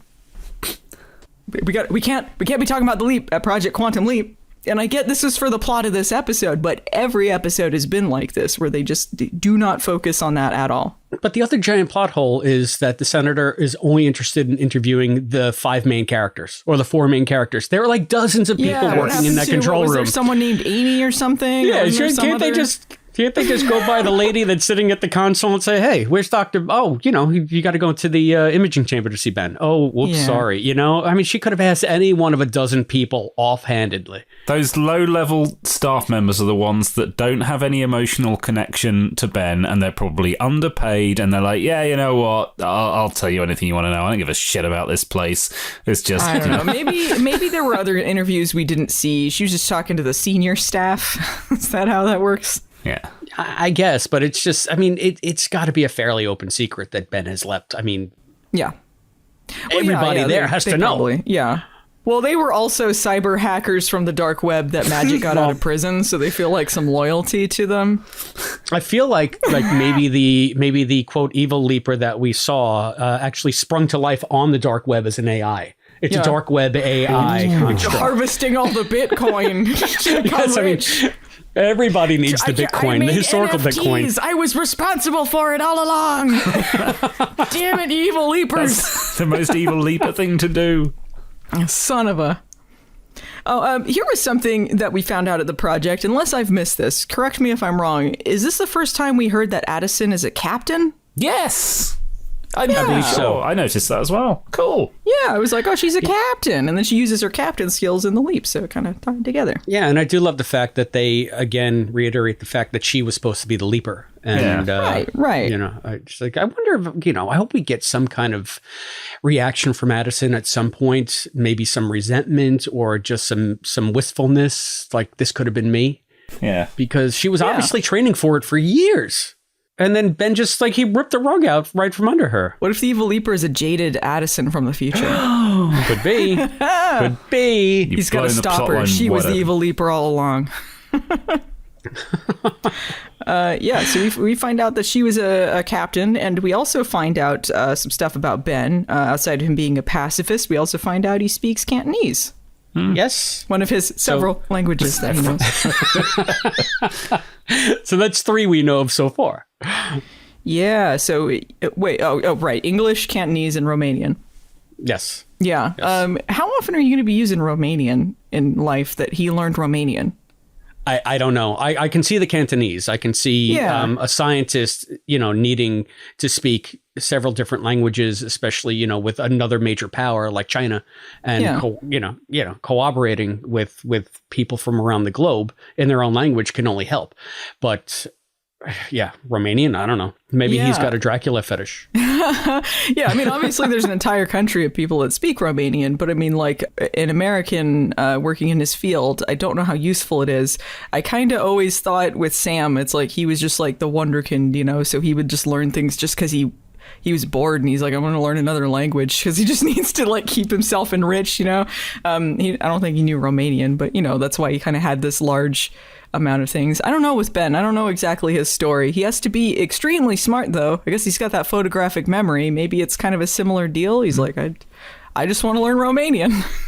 He had a Romanian friend, and he's like, I want to speak their language. I think that this reminds me a lot of the novel Odyssey by Barbara Walton, where she in that novel was one of the Quantum Leap novels? Yes, one of the Quantum Leap novels, where it's basically a gifted program for genius kids. And she discusses how, spoilers, she discusses when we get to that novel in 3 years, let's see if anybody people remembers. Will be like, Allison spoiled it for us. You ruined the book club. But one of the most memorable things in that novel is she discusses how people who are, I guess, certified as geniuses do a different type of learning. What they will do instead of just taking a course of like a study, they'll absorb the things that they need for their independent studies instead, because they're in pursuit of, say, a certain goal or a certain idea. So they'll pick up everything around that idea that they need to pursue it. So maybe that was the case. Maybe Ben needed to learn Romanian at some point because it was germane to an area of study that he was pursuing. That's the way I choose to look at it. So why not Cantonese? Why not Romanian? I don't know. Maybe there's a collider in Romania. Unless they throw out some in-canon explanation. Here's going to be my headcanon for this. Okay. One of those people they were dating before they finally got together, Addison and Ben, they were trying out some different people, never really that serious. Maybe there was some girl or guy, I don't know, someone that he liked that was that spoke Romanian, and he's like, this is gonna be so romantic if I learn Romanian. Talk to them in Romanian. So he did it to impress them. There you go. So that sounds. Hey, a lot of guys do a lot of things for girls. So yeah. It's plausible too. It's not something dorky he would do. He'd be like, physicists can't be romantic. Oh yeah, I learned Romanian.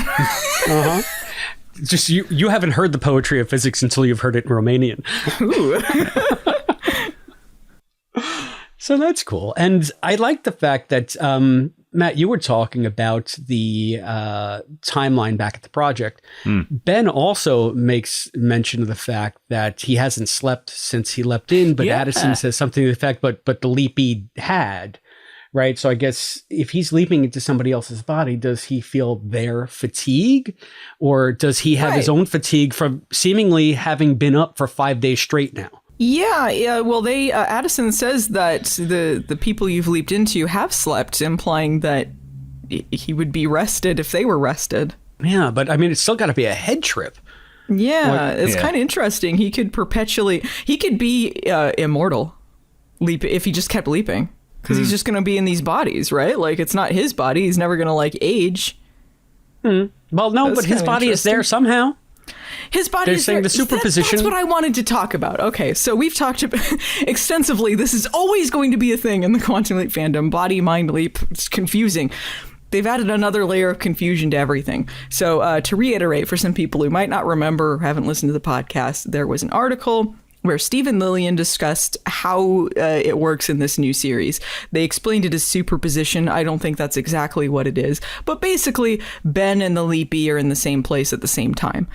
There is no waiting room because they thought that it was too confusing, couldn't wrap their head around, whatever. But a lot of people, which is why this is the number one question, have not read that article, don't know what the hell's going on, very confused by the show, wonder where the waiting room is, where Ben's body is. And if you go by just the text of what's in the show, it makes no sense if they're in the same place at the same time, because several times now they've referred to it as not Ben's body, as if it doesn't matter. Like Ben even says in this episode, not my body, while he's drinking, which was very funny. But if Ben was in the same place at the same time, it would affect him. So as far as the text in the show goes, his mind has been inserted into someone else's body. So where is Ben's body?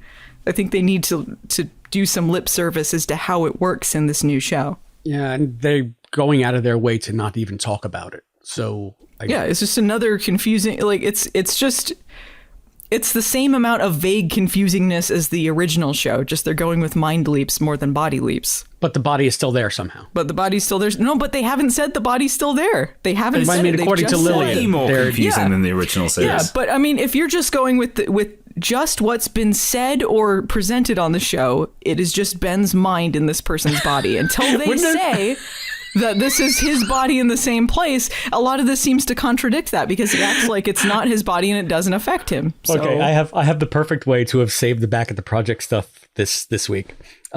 Congressman's there, and because it's a mind leap, Ben's body is just hanging around, and they do like a weekend at Bernie's. Parading around with sunglasses on, like, they got like a stick on his hand and he's waving from the accelerator chamber. I have a cold. They put a mask on him, COVID, so they can disguise that he's not really talking.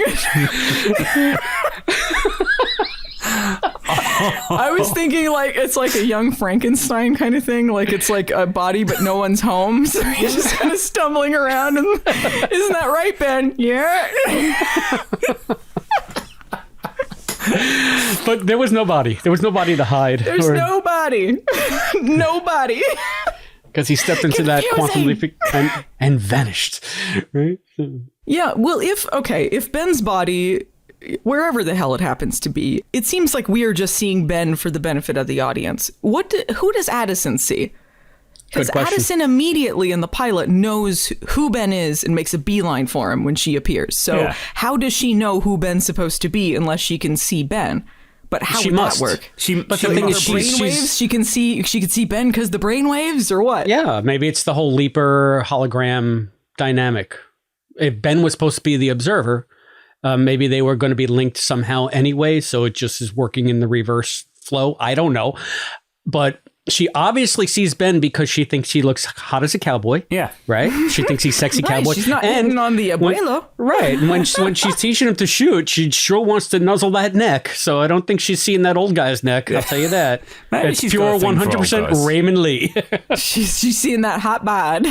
You know it. Just thinking about that scene in Kevin Can F Himself when his character Sam is sleeping in a cot in the back, and then Kevin sees it and is like, "Oh, it's got the shape of your rockin' hot bod." Yeah. Do we have any more? Yeah, this is a monumentous episode, by the way, because this is the first time I actually wrote notes for the new show. Whoa. All the other ones I've been winging it, either because it's last minute or I'm like, I got the idea. This time I'm like, no, there's too much. There's too much. Did towns like Salvation exist where it appears to be? I was wondering that. It appears to be a town full of outsiders, they call them, but it's a lot of like people of color mostly, not all, but a lot of like, I had a couple of questions about white that people. Too. Yeah, I had questions about that. Not only that, but was I the only one that thought that Deputy Henry was also coded gay? Because he's saying, I couldn't be who I was. I can be who I am here. Oh, I thought he just meant like, because he's black. I don't know if he was I don't know. I thought it could be both, because when Ian says to Addison, do you want me to tell you what I can about one of the most romanticized and wildly inaccurately historical periods, the Old West is mythologized to a ridiculous point where you only have one single sort of thought about how it was based on popular media. And that's been happening since like the turn of the last century. Yeah. So, and also it erases a lot of contributions to cowboy culture and the way that it started with indigenous, mestizo, black people, people of color.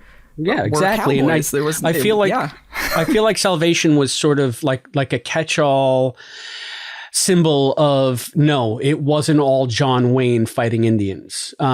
There were actual people living lives outside of the quote, normal society, because they were on the frontier and therefore gave them a measure of freedom that they would not have otherwise had.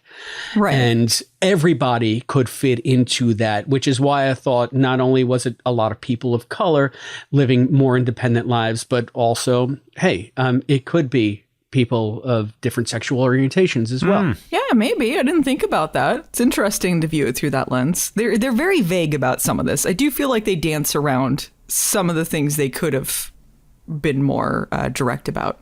Yeah. I really think it was just sort of a nod to say, if we're going to do these kinds of leaps, we're not going to be giving you the stereotypical historical picture that you're used to. So I think that's pretty cool. Yeah, I know there was an interview with Raymond Lee where he talked about filming this episode, and he said like it was so cool to be able to be the lead in this Western story as an Asian person, because a lot of the time it's like, well, they're the guys that make the gunpowder, they don't get to be the star of the story. And so it was really cool he got to lead this. And I think that it must have been really cool for the actors involved in this episode in general, because there were a lot of great parts for people of color. There wasn't that many white people in this town. So it was really cool to see a different take on a Western. Yeah. And Natalia Del Riego, I think that's how you pronounce it. She played Valentina. She was terrific. Yeah. How old is she in real life? She was playing 15. She looked pretty young. Yeah. She held her own. I don't know how old she actually is, but if she's around that age, she carried a lot of scenes. Like, she had some real emotional moments too, really like brought it out. Yeah, to me, she was sort of the heart of the episodes. Like, whenever she was on screen, I got more invested in the Western part of the story. Yeah. I thought they did some kind of interesting contrast of the historical stuff with the future stuff, maybe by default because it's a Western. But I thought it was kind of a cool image when they're starting the ambush, and then there's that quick shot of Addison disappearing. Like, she kind of folds in with the hologram effect. It was just really cool. It was just slick, and I thought that was kind of interesting seeing that in the cowboy setting. Yeah. I thought in general there were a lot of cool things in this episode visually. Yeah, I like the way it looked. It's really impressive, the amount of stuff that they can do now that they couldn't do in the 90s, such as they took out a bunch of trees and CGI'd in a mountain in the giant... in the backdrop when they show the entire town. That's all like added in post because you can see some pre-effect shots in the screeners. And it's really cool that they're able to do that. I liked also there was this shot, I think it comes in from commercial when Addison's teaching Ben how to shoot or trying to. And they do this like quick pan up, like a whip pan up from his feet over to him holding the gun, and the gun I think is out of focus, and then he's in focus and he tries to do the shot, and it was just like a really cool slick move. And I like that they pepper them in, but they don't make it overpowering, because then it goes into like Prestige Trek where the camera can't stop. Yeah, it's like, somebody lock that camera down, please, for the love of God. Oh no, it's upside down now. Oh, they're never gonna stop. I do want to say that it was less intrusive in this episode because it's a Western, but I do want them to lay off the pee-pee filter. the yellow color, the pee-pee filter. There was less of it. There was less of it. It was super pee-pee filter in the room when he leaps in. He's talking to Valentina, and then he goes out, and the world's all bright and colorful. And I'm like, what is going on? It's like Wizard of Oz. Like it was too colorful. It was way too colorful. I liked that. I thought that was some of the best the shows looked like. I don't know if that was a pre-effects shot or what, but if they could lay off the yellow, that would be great. Oh, also, I wanted to give credit to this episode. The scoring was much better than we've seen in other episodes. I don't know if it's just because it's a Western. They felt they had to pull out the Western score, but I thought it sounded great. It felt less CSI. It had this kind of adventure aspect to it. Yeah, I really enjoyed that. I agree with the scoring. I noticed it because you pointed it out last week. So now I'm keeping a particular ear out, and they did. Noticed it. Yeah, they did give it a little bit more of a Western flavor, which harkens back to the original. So yeah, good that it helps bring you into the time and the feel of what the leap is supposed to be. Right. The composers are obviously listening to what you're saying, Allison. So yeah, they are. They're listening to me. Fandom thanks you. Yes. They did a great job with this week. I felt like it was really dynamic. Instead of like, the CSI stuff can be very brrr and then a drum track, Why does no one wonder why Ben knows about this copper vein at the end? He's like, anyway, there's a copper vein out there. We could get some more money with that. Cool. Well, how does he know that?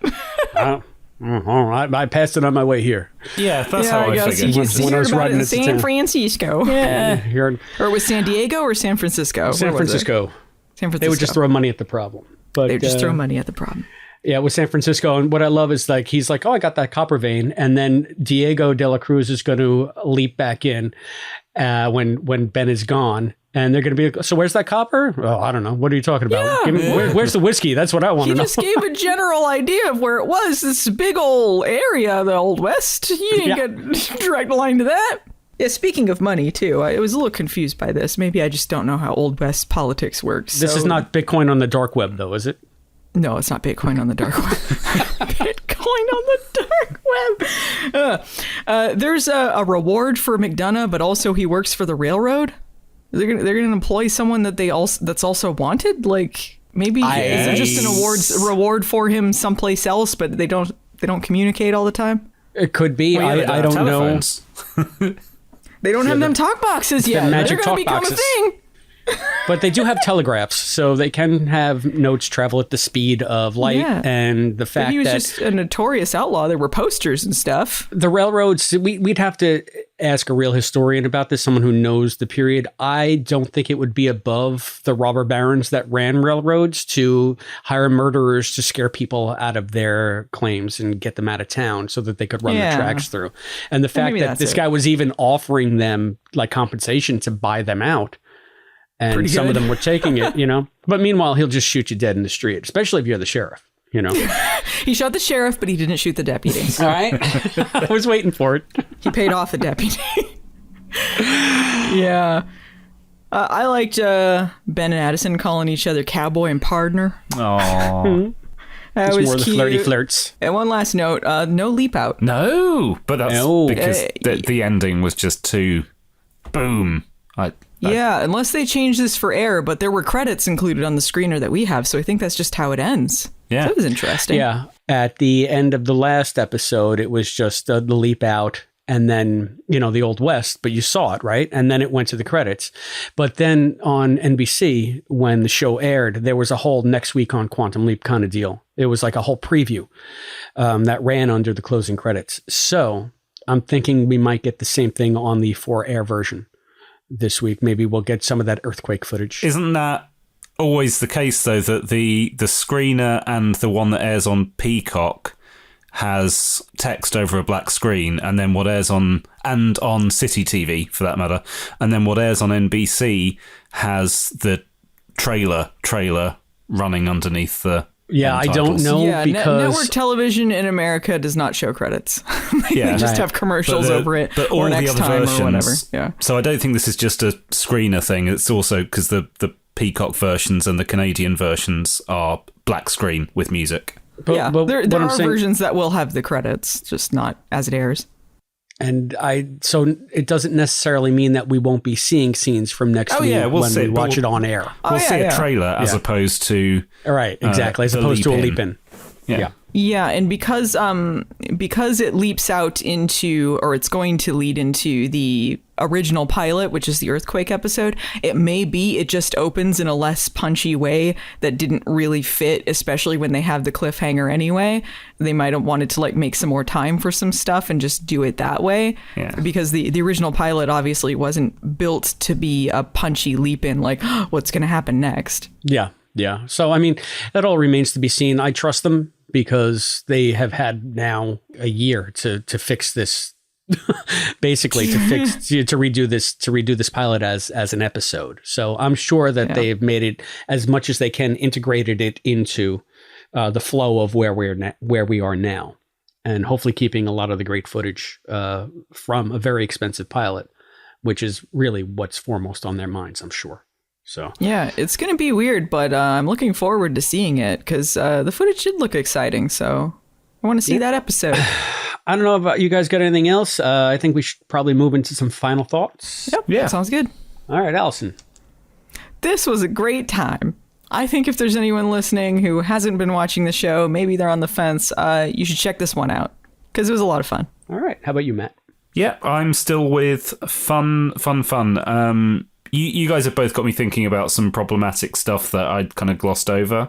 But still, I think when I next go to watch it, I'm going to enjoy it. Good episode. And there were many, many, many parts of this episode that I really, really enjoyed. I have nothing against it per se. Writers, you're going to have to really, really convince me that leaping Ben outside of his own lifetime is a good idea. Maybe next time he'll be a flapper in the 20s. That'll be pretty cool. But I want that to feel more quantum leapy instead of generic time travel-y. So we'll see. But I'm not adverse to the idea. You're just going to have to sell me. That being said, a fun episode, a good continuation, great reveal at the end. And I can't wait to see how all of the bigger picture now starts unfolding, because I'm really now invested in that. And that's a good place to be. So I guess it's time for us to pick up sticks on Salvation or Bust, but stay tuned because after the break, we will be bringing you our interview with Mark McCullough. Yeehaw! Yeehaw! On the latest episode of Fangin. There's a lot of Star Trek stuff going on in my life right now, so I figured what better to talk about. When other guys my age were kissing girls, I was memorizing the Mike Okuda chronology. You may be the only Chakotay cosplayer that ever existed. Exactly. I was actually that angry fan who didn't like Next Gen because it was usurping my childhood. Remember when the captain would make out with the green-skinned women? Oh man, you guys are making me want to go watch the original series now. Can we hurry up and stop this? We're gonna have the captain threaten to punch a woman in the face. He was gonna knock her on her ass, thank you very much. Really endearing intro to Archer. I have an NX-01 baseball cap. I have total faith of the heart now. Nice. Riker making pizza was the best part, though. I would watch a show where it's just Riker making pizza. That's the next spin-off we need. To find out how to hear this and other Patreon exclusive shows, go to patreon.com/quantumleappodcast. That's patreon.com/quantumleappodcast. Come over here, Chris, and let's watch Spock's brain. There's a spot here just for you. How I've waited for this moment.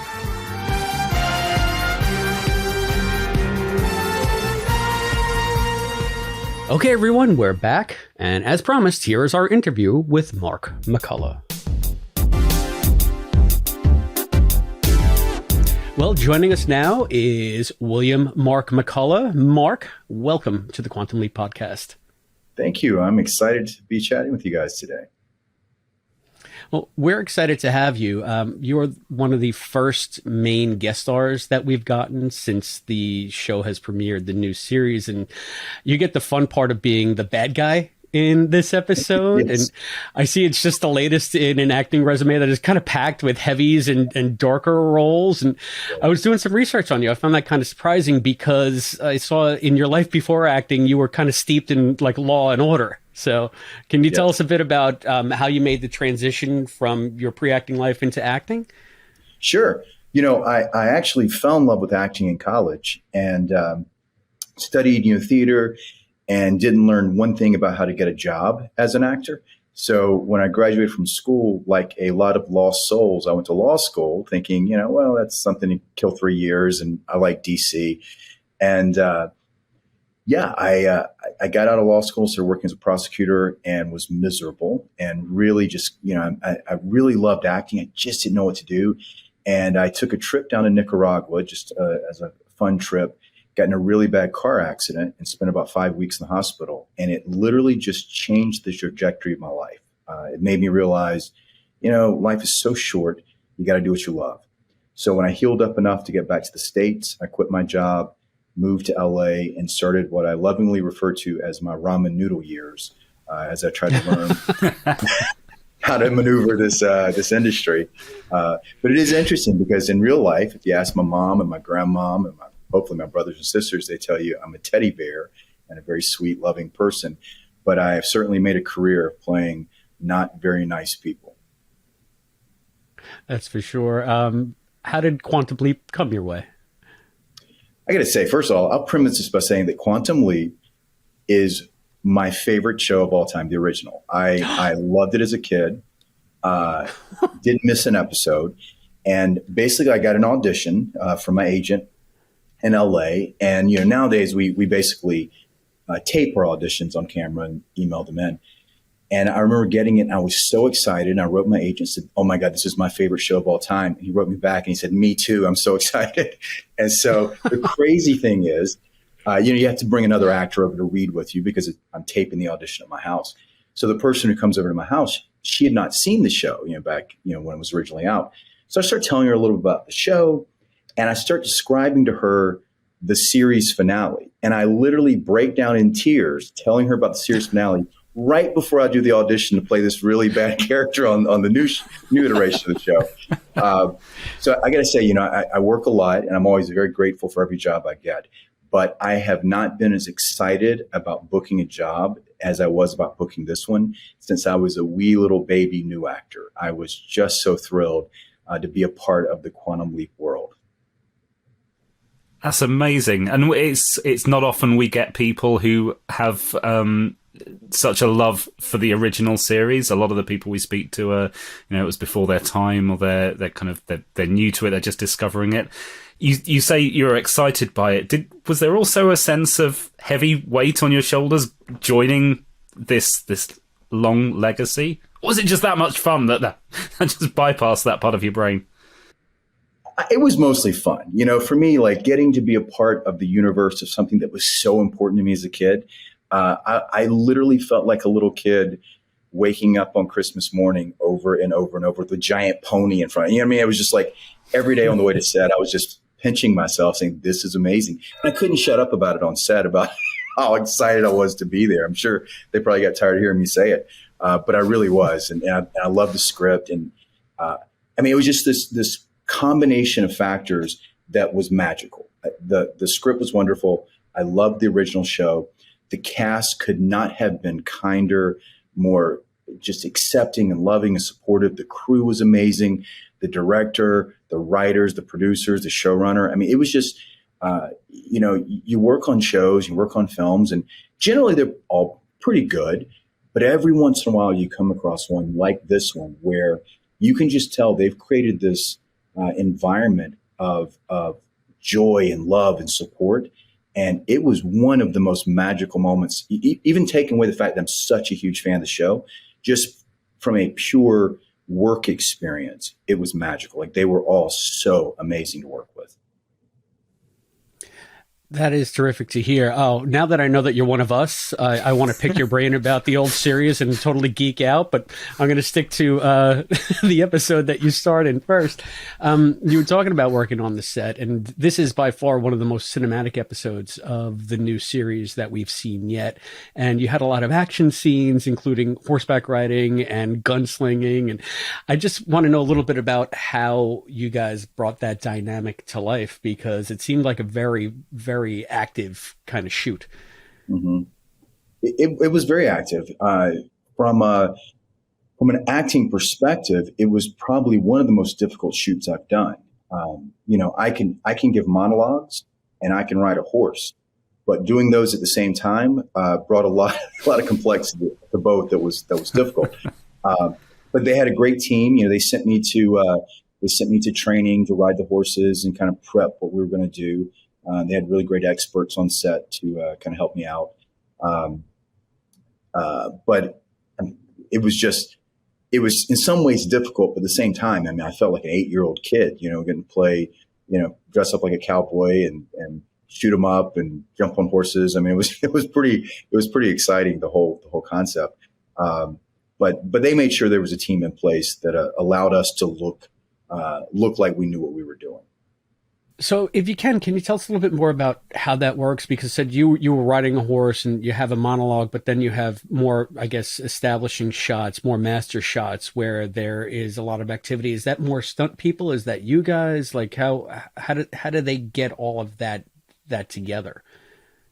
Well, there was nothing really too stunt oriented as far as what I did. So they had a double there for me at my disposal, but I didn't need him because, basically, I ride into town, I give the speech, I ride out. So there's nothing crazy that I was doing on a horse. So I guess just in case I was uncomfortable or couldn't do it, they had someone there available for me, but I didn't need to. Now, the folks who were part of my gang, they were expert horse riders. So they were stunt folks who were well-versed in all the things they were doing. That's cool. I also noticed that one of the gang members was female, which you didn't get on first glance. It took me a couple of times of seeing the episode, but I said, "Oh, someone's wearing boots with heels." So it was a neat little twist on that. And it's not the first time that we've spoken to guest stars who have worked closely with stunt people, not just as doubles to do action, but it seems that the production uses stunt people as extras. In quite a few episodes. We spoke to Mark Brawler, who is one of the one that's been in at least 2. So it's just a neat. I don't think we've ever in interviewing people for the show heard that part of it. So I find it very interesting. Yeah, it was interesting. Like as you saw, we have the kind of the shootout scene at the end, and there's fire involved, and one of my gang members gets drug across the front of the saloon. So they kind of just brought those guys in as stunt people from the very beginning, and and they're professionals, so they're very good at what they do. And they looked. I haven't seen the show yet, but they looked amazing, on set as the roles. So. Just to build on Chris's question a little bit, one of the other things that we're getting a picture of behind the scenes is that there's a lot of expertise being brought in to support the actors. Did those stunt people with that expertise, were they helping you in terms of the physicality behind the role? Well, I had folks who helped me with the horses that weren't on camera. They were very, very helpful in just showing me. I showed up for a few days before we started shooting. I think it was 3 days, and went to their location. Actually got on the horse that I rode in the show and kind of went through all the steps that we were going to do. And they were there. When we did the wide shots, the master shots, obviously they weren't close by, but when we did the close-ups, they were right off camera just in case something went wrong. And also with horses, like I just finished Friday evening a show I've been working the last 5 weeks that involved a lot of horse riding. And what I found is the horses get so excited when they hear action and there's all the extras and all the energy going on. It really gets them amped up. And they'll be sitting there very calmly between takes. And as soon as the AD calls action, they're just kind of all, they're filled up with energy. So getting a horse to sit still while I'm trying to give a speech to the town was very difficult. So one of the guys who was, knows what he's doing, just off camera, kind of helping keep the horse calm and steady so I could do what I need to do without spinning around in circles with this horse being all amped up. So tell us a little bit more about the logistics of the shoot. You said that you were there for about 3 days, but it looked like you had some daytime shooting, you had some nighttime shooting. What is the shooting schedule like for the new series? I was actually there filming for 2 weeks. I was doing horse riding training for 3 days. So, they 2 week shoot. Started filming. I went to a facility where they literally just spent 3 days showing me how to ride the horse, showing me what I needed to do. But when we started filming, it was for 8 or 9 days, I believe. I started on a Wednesday and shot through the following Friday. Wow. That's pretty intense. Is that a long time for a TV show? That's normal. For a 1 hour drama, it's generally 8 days. The show I'm working on now, we're doing an 8 day shoot. That's pretty run of the mill. But it's amazing to me how much they get done in 8 days. That's I'm a filmmaker as well, and doing whatever it is, 48 minutes in 8 days is pretty amazing, especially at the level of quality that they deliver at. Yeah, it's amazing to me just how much goes into every episode of TV that we see. We've spoken to many types of crew people, from editors to directors to guest stars like yourself, and just the massive machinery that has to go into motion to get one episode of television done is staggering. And speaking to that, you said that you also work on the other side of the camera as a producer. We see that you have some writing credits, even some director credits. What projects are you working on outside of the acting stuff? Well, I actually wrote, directed, and produced a movie called A Savannah Haunting, and we're getting a select theater release nationwide October 28th, and it'll be available on all major digital platforms. But I wrote the script based on real events that had happened in my family's home in Savannah, Georgia, and very proud of it. We were one of the first films in the country to shoot during COVID, so we faced some pretty major obstacles. But we had the film do a film festival run around the world, and we won a ton of Best Film Awards, Best Actor, Best Actress. And we won awards where usually, horror films aren't beating out dramas for Best Film, but we were. So I'm very proud of it. And folks are interested, they can check out savannahhaunting.com. It'll be playing in a lot of places, and it's something that a lot of folks came together to make that.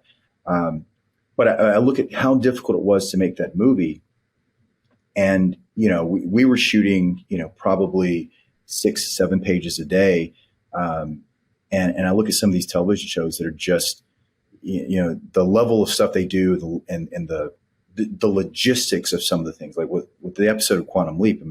We're shooting on the Embassy backlot, which I was told is the oldest film lot in the world. Like, I think dates back to early 1900s.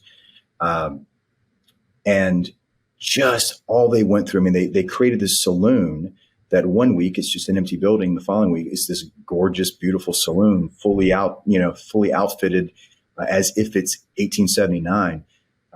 It blows me away watching the craftsmen and the folks who bring their expertise to these shows, and how fast they do it and how fast they edit it. I mean, we shot this. I think I wrapped this show 5 weeks ago, and it's already on. That time span is such a short period of time to go from finishing to it airing.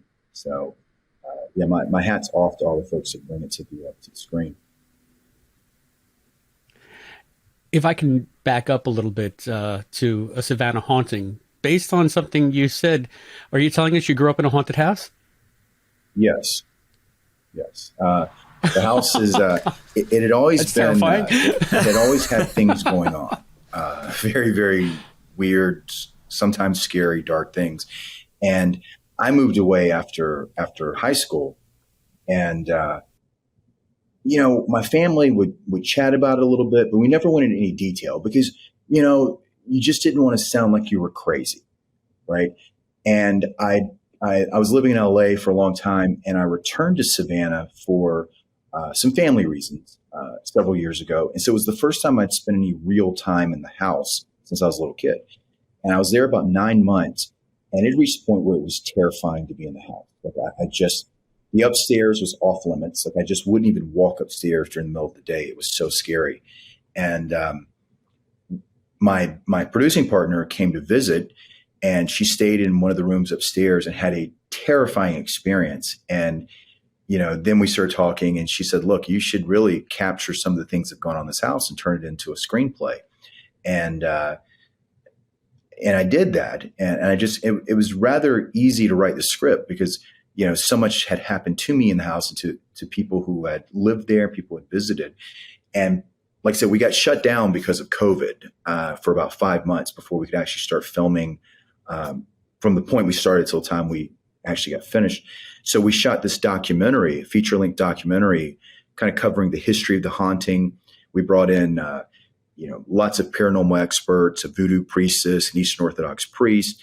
We brought in historians. And one of the things I found so interesting, I didn't direct that because I thought, it's so close to me, I'm going to step back and let someone else direct it. But they interviewed me first. And I kind of explained all the stories that happened to me, all the kind of supernatural events that happened to me. Then they went and interviewed other people who had lived in the house, over the past 30 years. And what was so shocking is the number of stories that were exactly the same, and they had no idea what had happened to me, and I didn't know what happened to them. But you can watch the interviews back to back, and it's just so specific and so similar. The other thing that was really surprising is, most of the supernatural elements that take place in the movie were things that I had experienced or family members had experienced.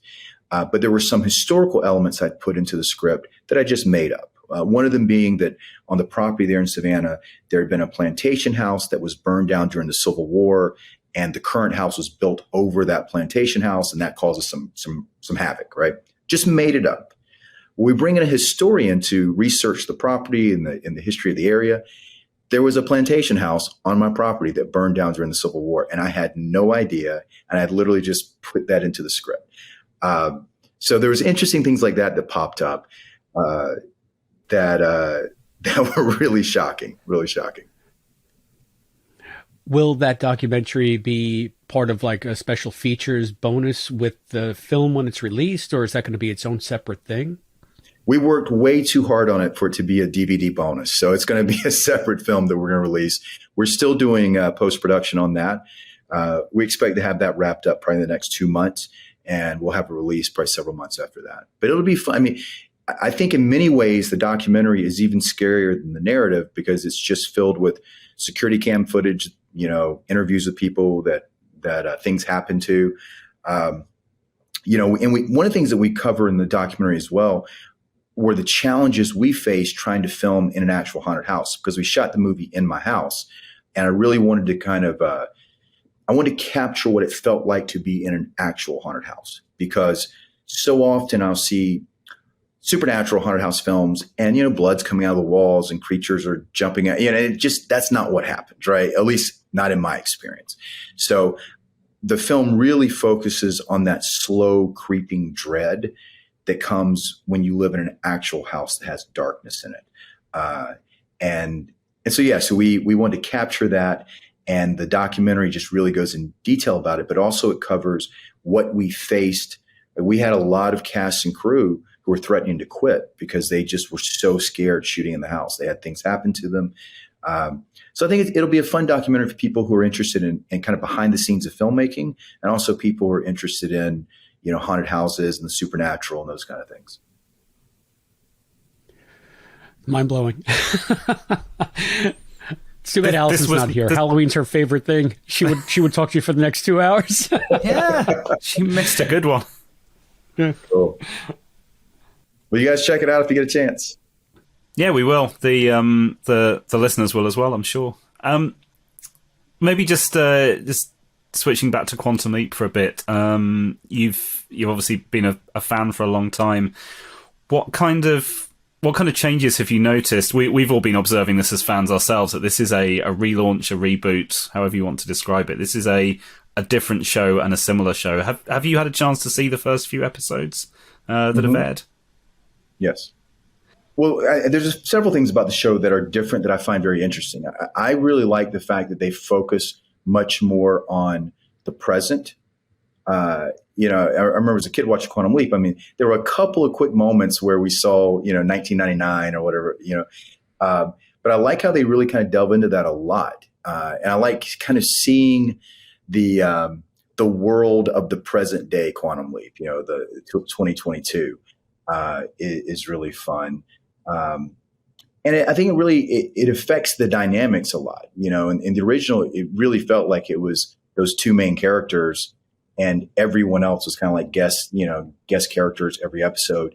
And this feels more like a bigger team, we're really seeing the team side of the Quantum Leap project.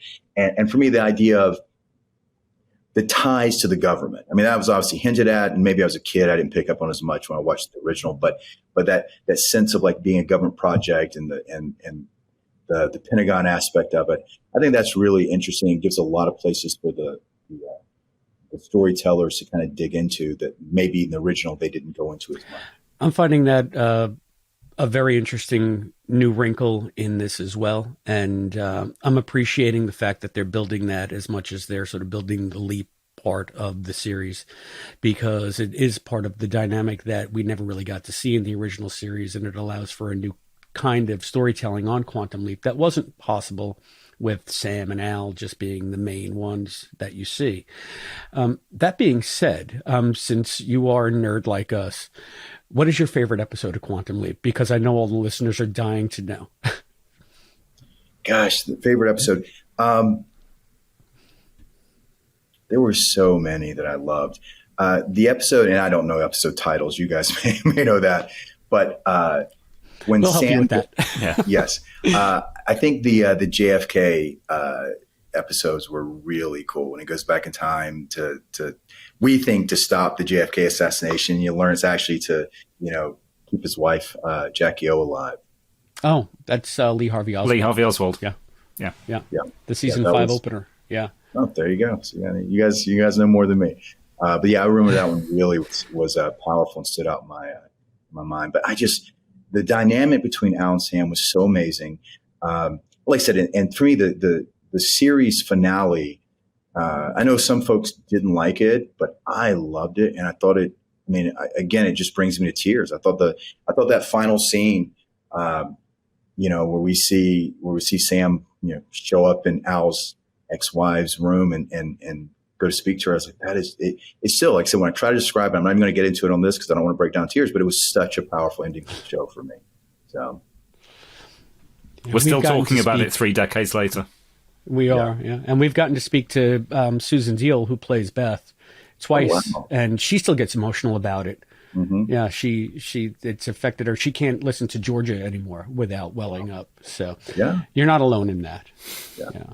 It's a big touchstone for everybody who was involved, it seems, especially the actors that were in it. So speaking of actors, I know that you were primarily on set with Raymond and Caitlin. Were you able to interact with any of the other main cast while you were shooting?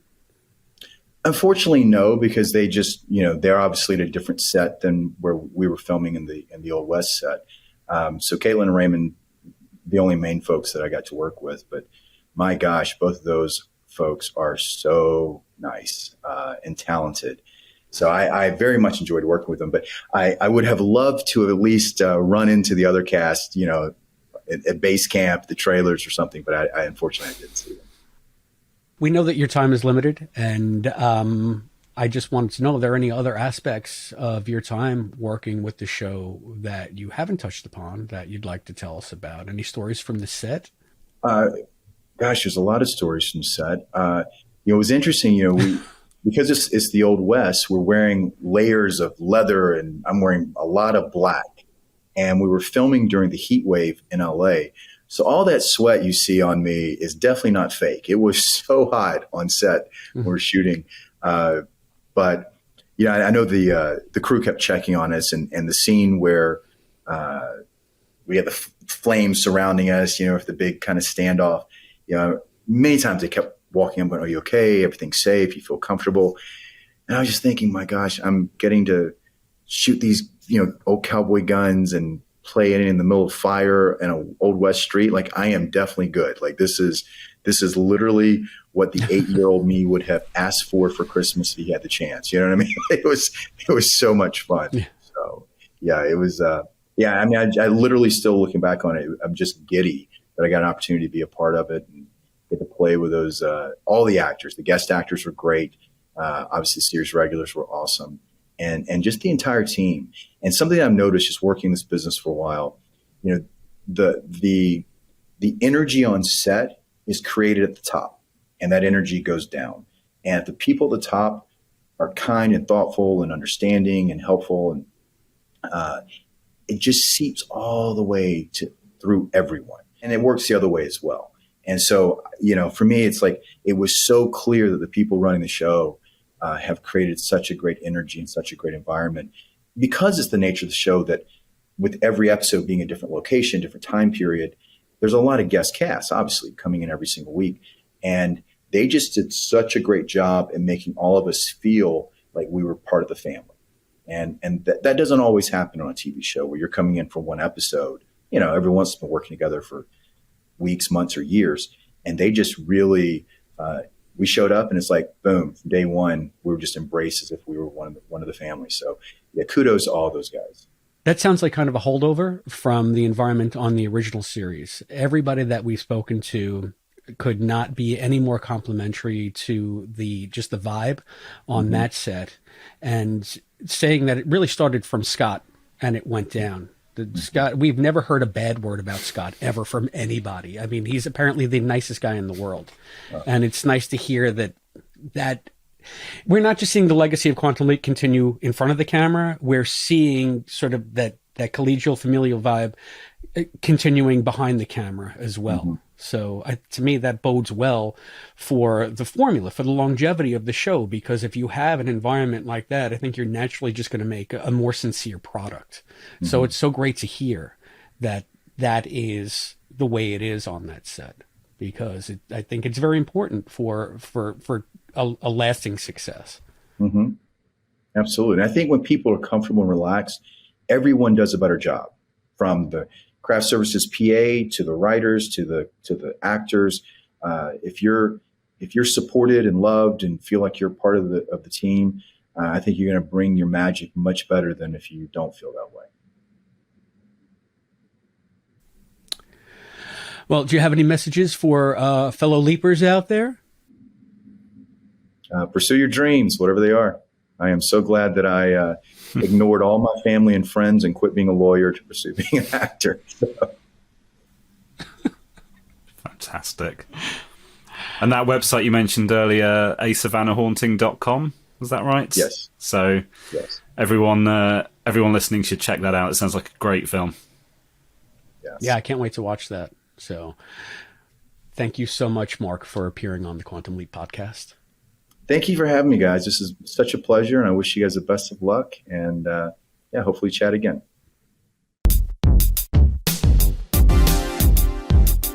So how cool was that? I mean, we got the bad guy for the first time, right? Bad guy wasn't such a bad guy. No. Thank you, Mark, so much for being on the show. It's a lot of fun to be able to talk to so many people involved with the series. And I mean, Mark is one of 4, I think, that we got for this episode. They'll for sure be coming up on our YouTube channel, the video versions. And some of them might very well air right here on the main feed in future episodes of the podcast. So we're just on a tear with these interviews. I'm loving it. I'm absolutely da-da-da-da-da. I know we say the same thing every week, but it's just like... We are so lucky. Surreal. Just surreal.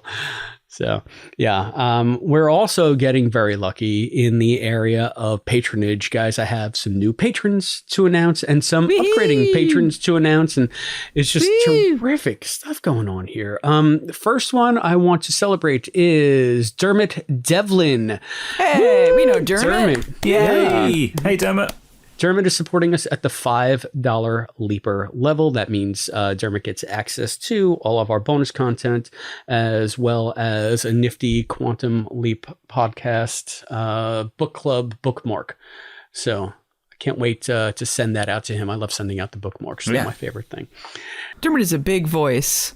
For Quantum Leap on Twitter. I see him all over the place on there. I've seen him in his cosplay. He made a Sam Beckett in the Fermi suit cosplay that he was taking around to some conventions. Cool. He's been getting people together to do videos talking about, what Quantum Leap means to them, means something to him personally. So, yeah, really cool. Yeah. Cool guy. So, thank you so much, Dermot, for your support.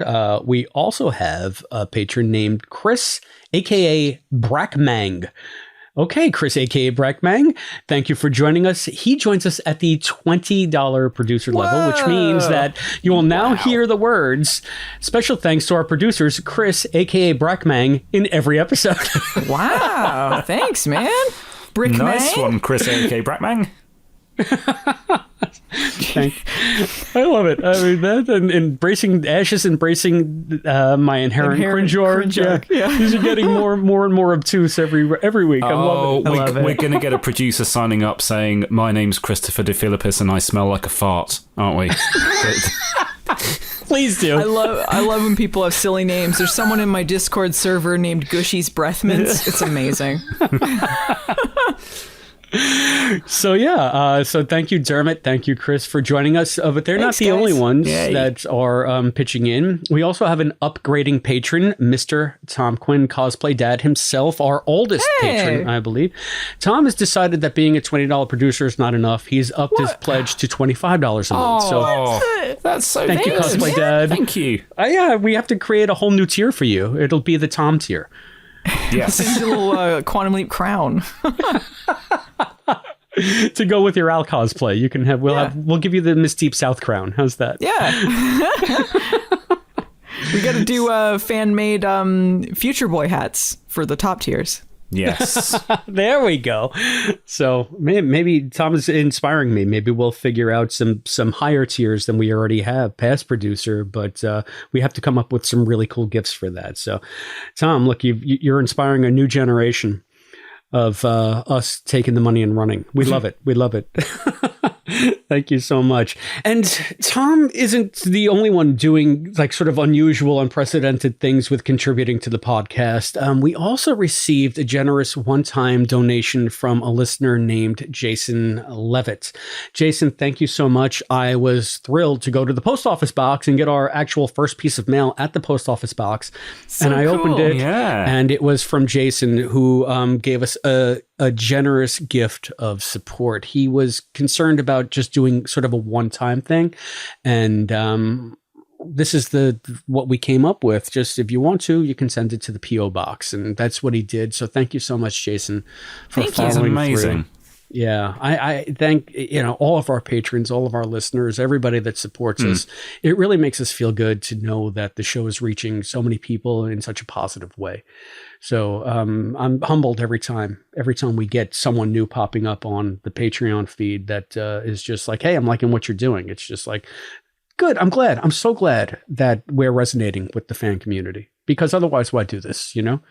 Yeah, there's been a ton of people also active on Twitter just talking about the podcast. I just wanted to give a quick shout out to everyone there. Like, it's really cool. We've been reading them, and there was one person who was like, I got my biggest problem after Quantum Leap airs is deciding which one I'm going to listen to first, Fate's Wide Wheel or Quantum Leap Podcast. I got so many to choose from. What a great problem to have. Yeah. Go to Fate's Wide Wheel. They're better than we are. So. They're not going to pull an Allison for sure. Yeah.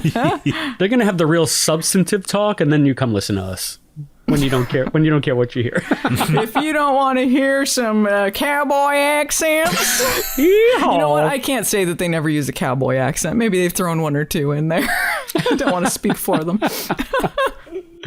Either way, I think it's a good choices to have, right? Oh, what a problem! Oh no.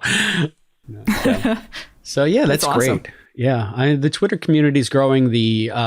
The Instagram community is growing too. We're almost getting, I think we've topped 900 followers, which is, I think, more than double where we were when the reboot began. So people are finding us there on Insta as well. So I know that doesn't seem like a lot, but it's a lot to me. Yeah, no, it is a lot. We grew a lot on Twitter too. I think we've gotten around 1,000 new followers. So we've almost doubled what we had on Twitter before. So really cool. It's nice to make an impact. I'm glad that we're able to sort of engage with a broader community that way. So wonderful stuff. We also have a little bit of feedback here. It's funny because this is an email that we got from a listener named Steve Law, and I will start. But I just have to say, I think Steve and Allison are in cahoots. This is what Steve writes. He titled his email Hologram and Leap Effect. And I'll begin. He writes, I agree. They're not utilizing Addison as the hologram well at all. It's not just the fact that she stands in the background. Her bland/beige clothes make her blend into the background. I don't like the sound effects for when she enters. They're too subtle to notice. I think I've heard this somewhere before, Allison. You want to pick up? I didn't talk about sound effects, but all right.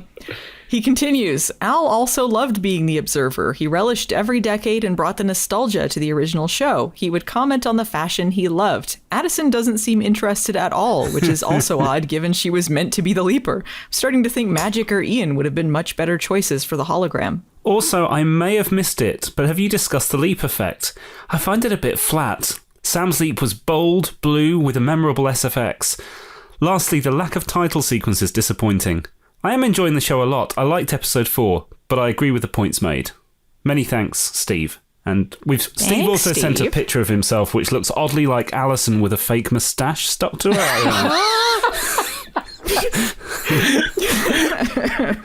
I'm Guy Incognito. See, but yeah, Allison, I wanted to highlight that feedback because I know that, you are sometimes feeling like you're stinky Allison. Like that's a new phrase that we've coined since the since the reboot has premiered. So obviously, you're feeling like maybe you're complaining and you're not in a bubble is all I wanted to show you there. I mean, there are a lot of people who just contact me directly. Friends are just like, Allison is saying exactly what I'm thinking. Yeah. That's good to hear. Yeah. I mean, sometimes I feel like I'm being a downer. I'm trying to be constructive because I think there's some people that just want to be mad just because they're mad, they're like, I don't like this because it's woke or, whatever. I hate just the concept of them continuing Quantum Leap at all.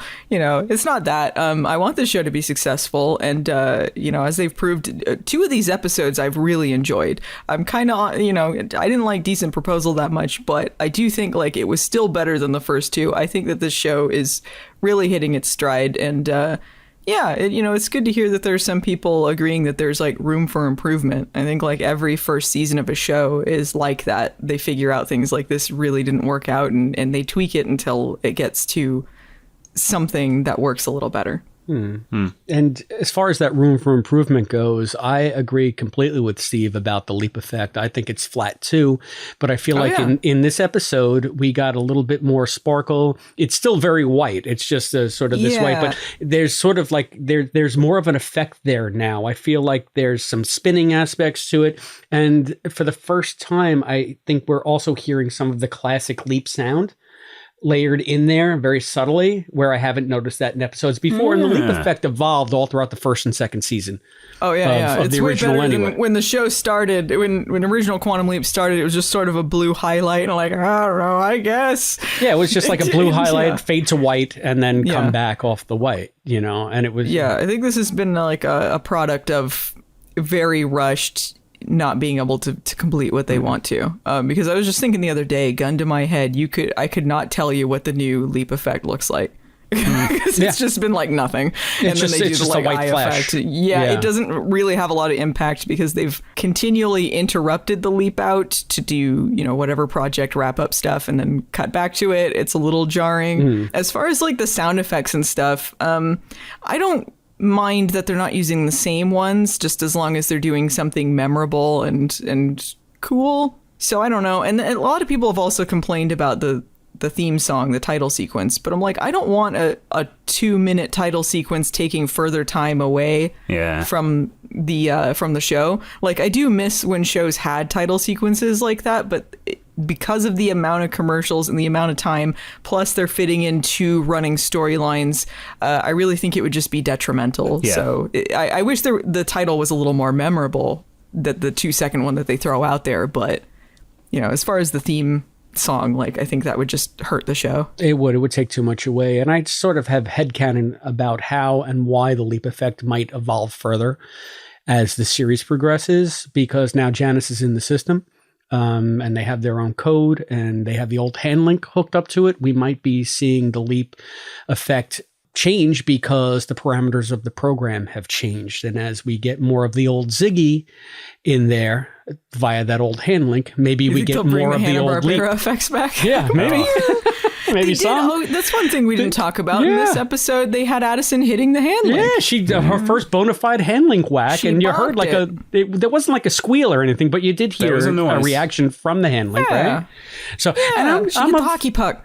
Yeah, I'm of a different mind now. I love that we coined hockey puck hand link because it's just kind of a neat thing to say.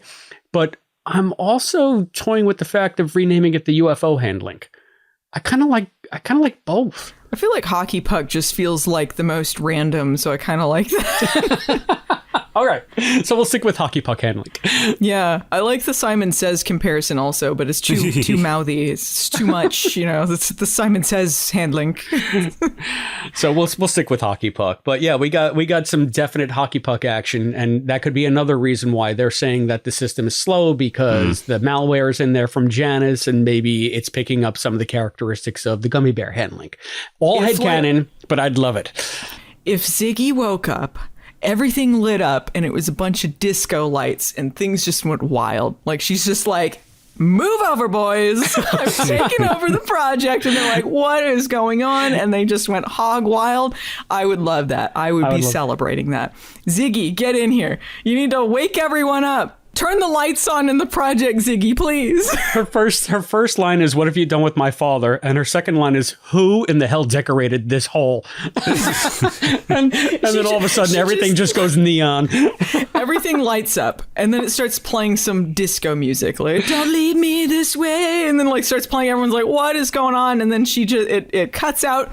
And then you hear, ugh. I thought it would be a bunch of Vangelis Whale songs. That's what I thought it was. Oh no, the whale songs.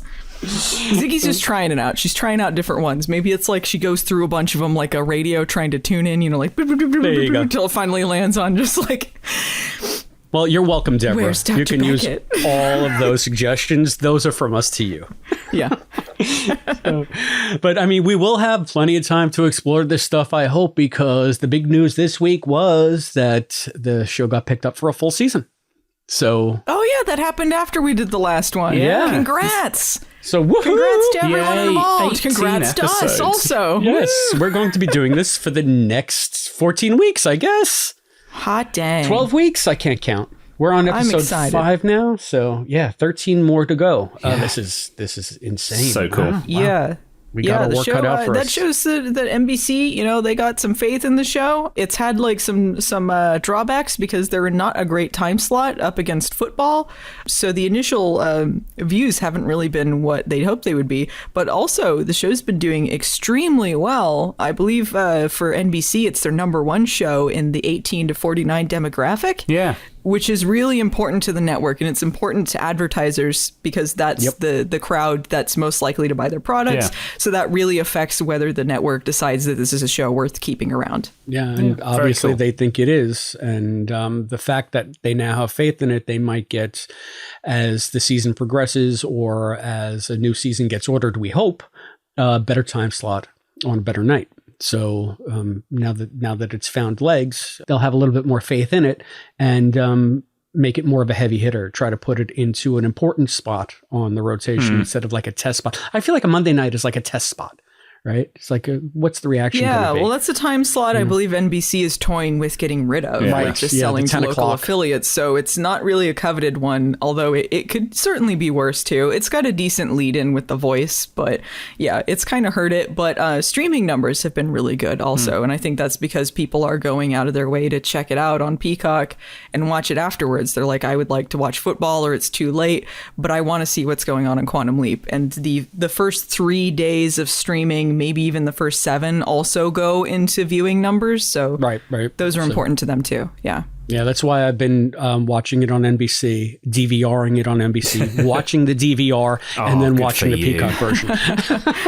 Good for you. I'm the one-man Quantum Leap band. I just wanted to succeed. So good news there. So we get at least a full season. And look, if this is the only season, at least they'll have a chance to wrap it up right. If it's a one and done, we'll hopefully get a complete story. Hopefully it's just one of many. That's wow.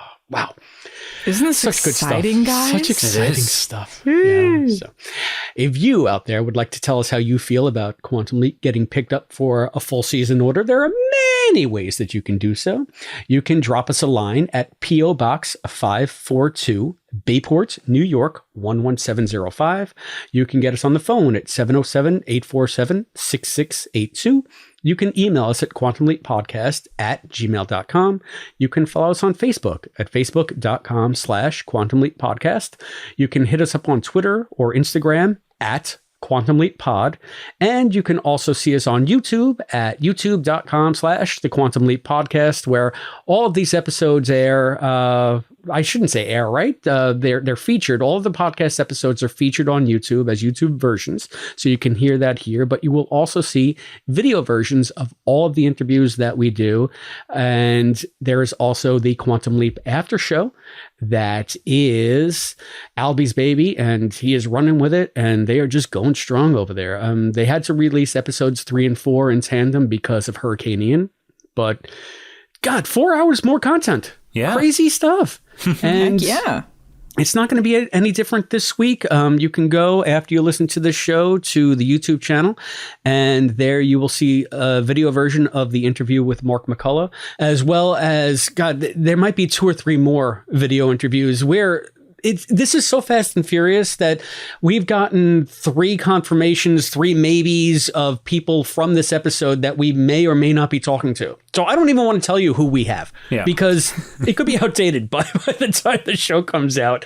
But let's just say there's plenty of content coming, and a lot of it will be coming on the main feed. A lot of it will be coming on the YouTube channel. You will have plenty and plenty of Quantum Leap goodness to indulge yourselves in. And, we are so happy to be bringing all of it to you. Just remember, if you do respond to us, we may use your responses in an upcoming episode of the Quantum Leap Podcast. And speaking of upcoming episodes, this is the one I have been waiting for. Yeah.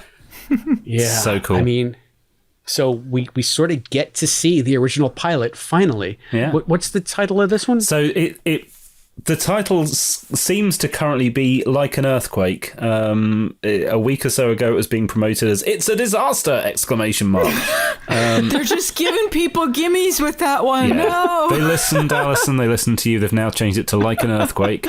And Like the an description is, Ben and Addison find themselves in San Francisco during the historic 1989 earthquake. As the city continues to crumble with aftershocks, Ben must try to mend a family in chaos. Jen and Ian search for clues to an unsettling mystery. Dun, dun, dun! They got to figure out where the Bitcoin is on the dark web. That's what they're doing. I'm excited to see this one. It's going to be interesting to see how they've rearranged things, reshot things, ADR'd things, whatever, to try and make this fit where the narrative is at the moment. Yeah. I'm sure the stuff at the project is easy enough, but the stuff on the Leap's going to be something. Yep. Going to be something. And I can't wait to see Jewel State. Yeah. Yeah, that'll be cool. So guys, I'm looking forward to that. Until that time, I've been Christopher DeFilippis. I've been Allison Pregler. And I've been Matt Dale from the year 2022. Dun, dun, dun. See you next time.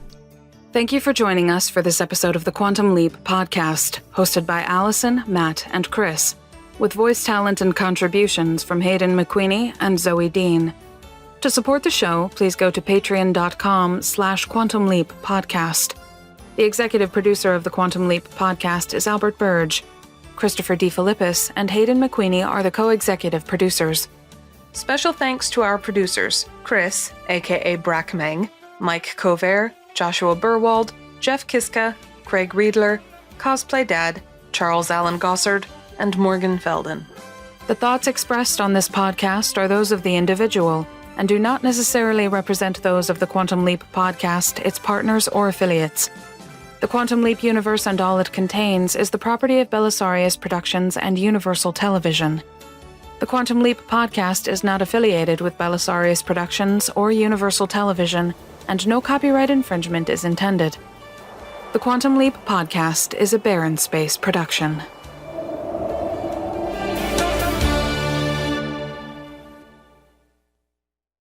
That was a long record. Poor Albie.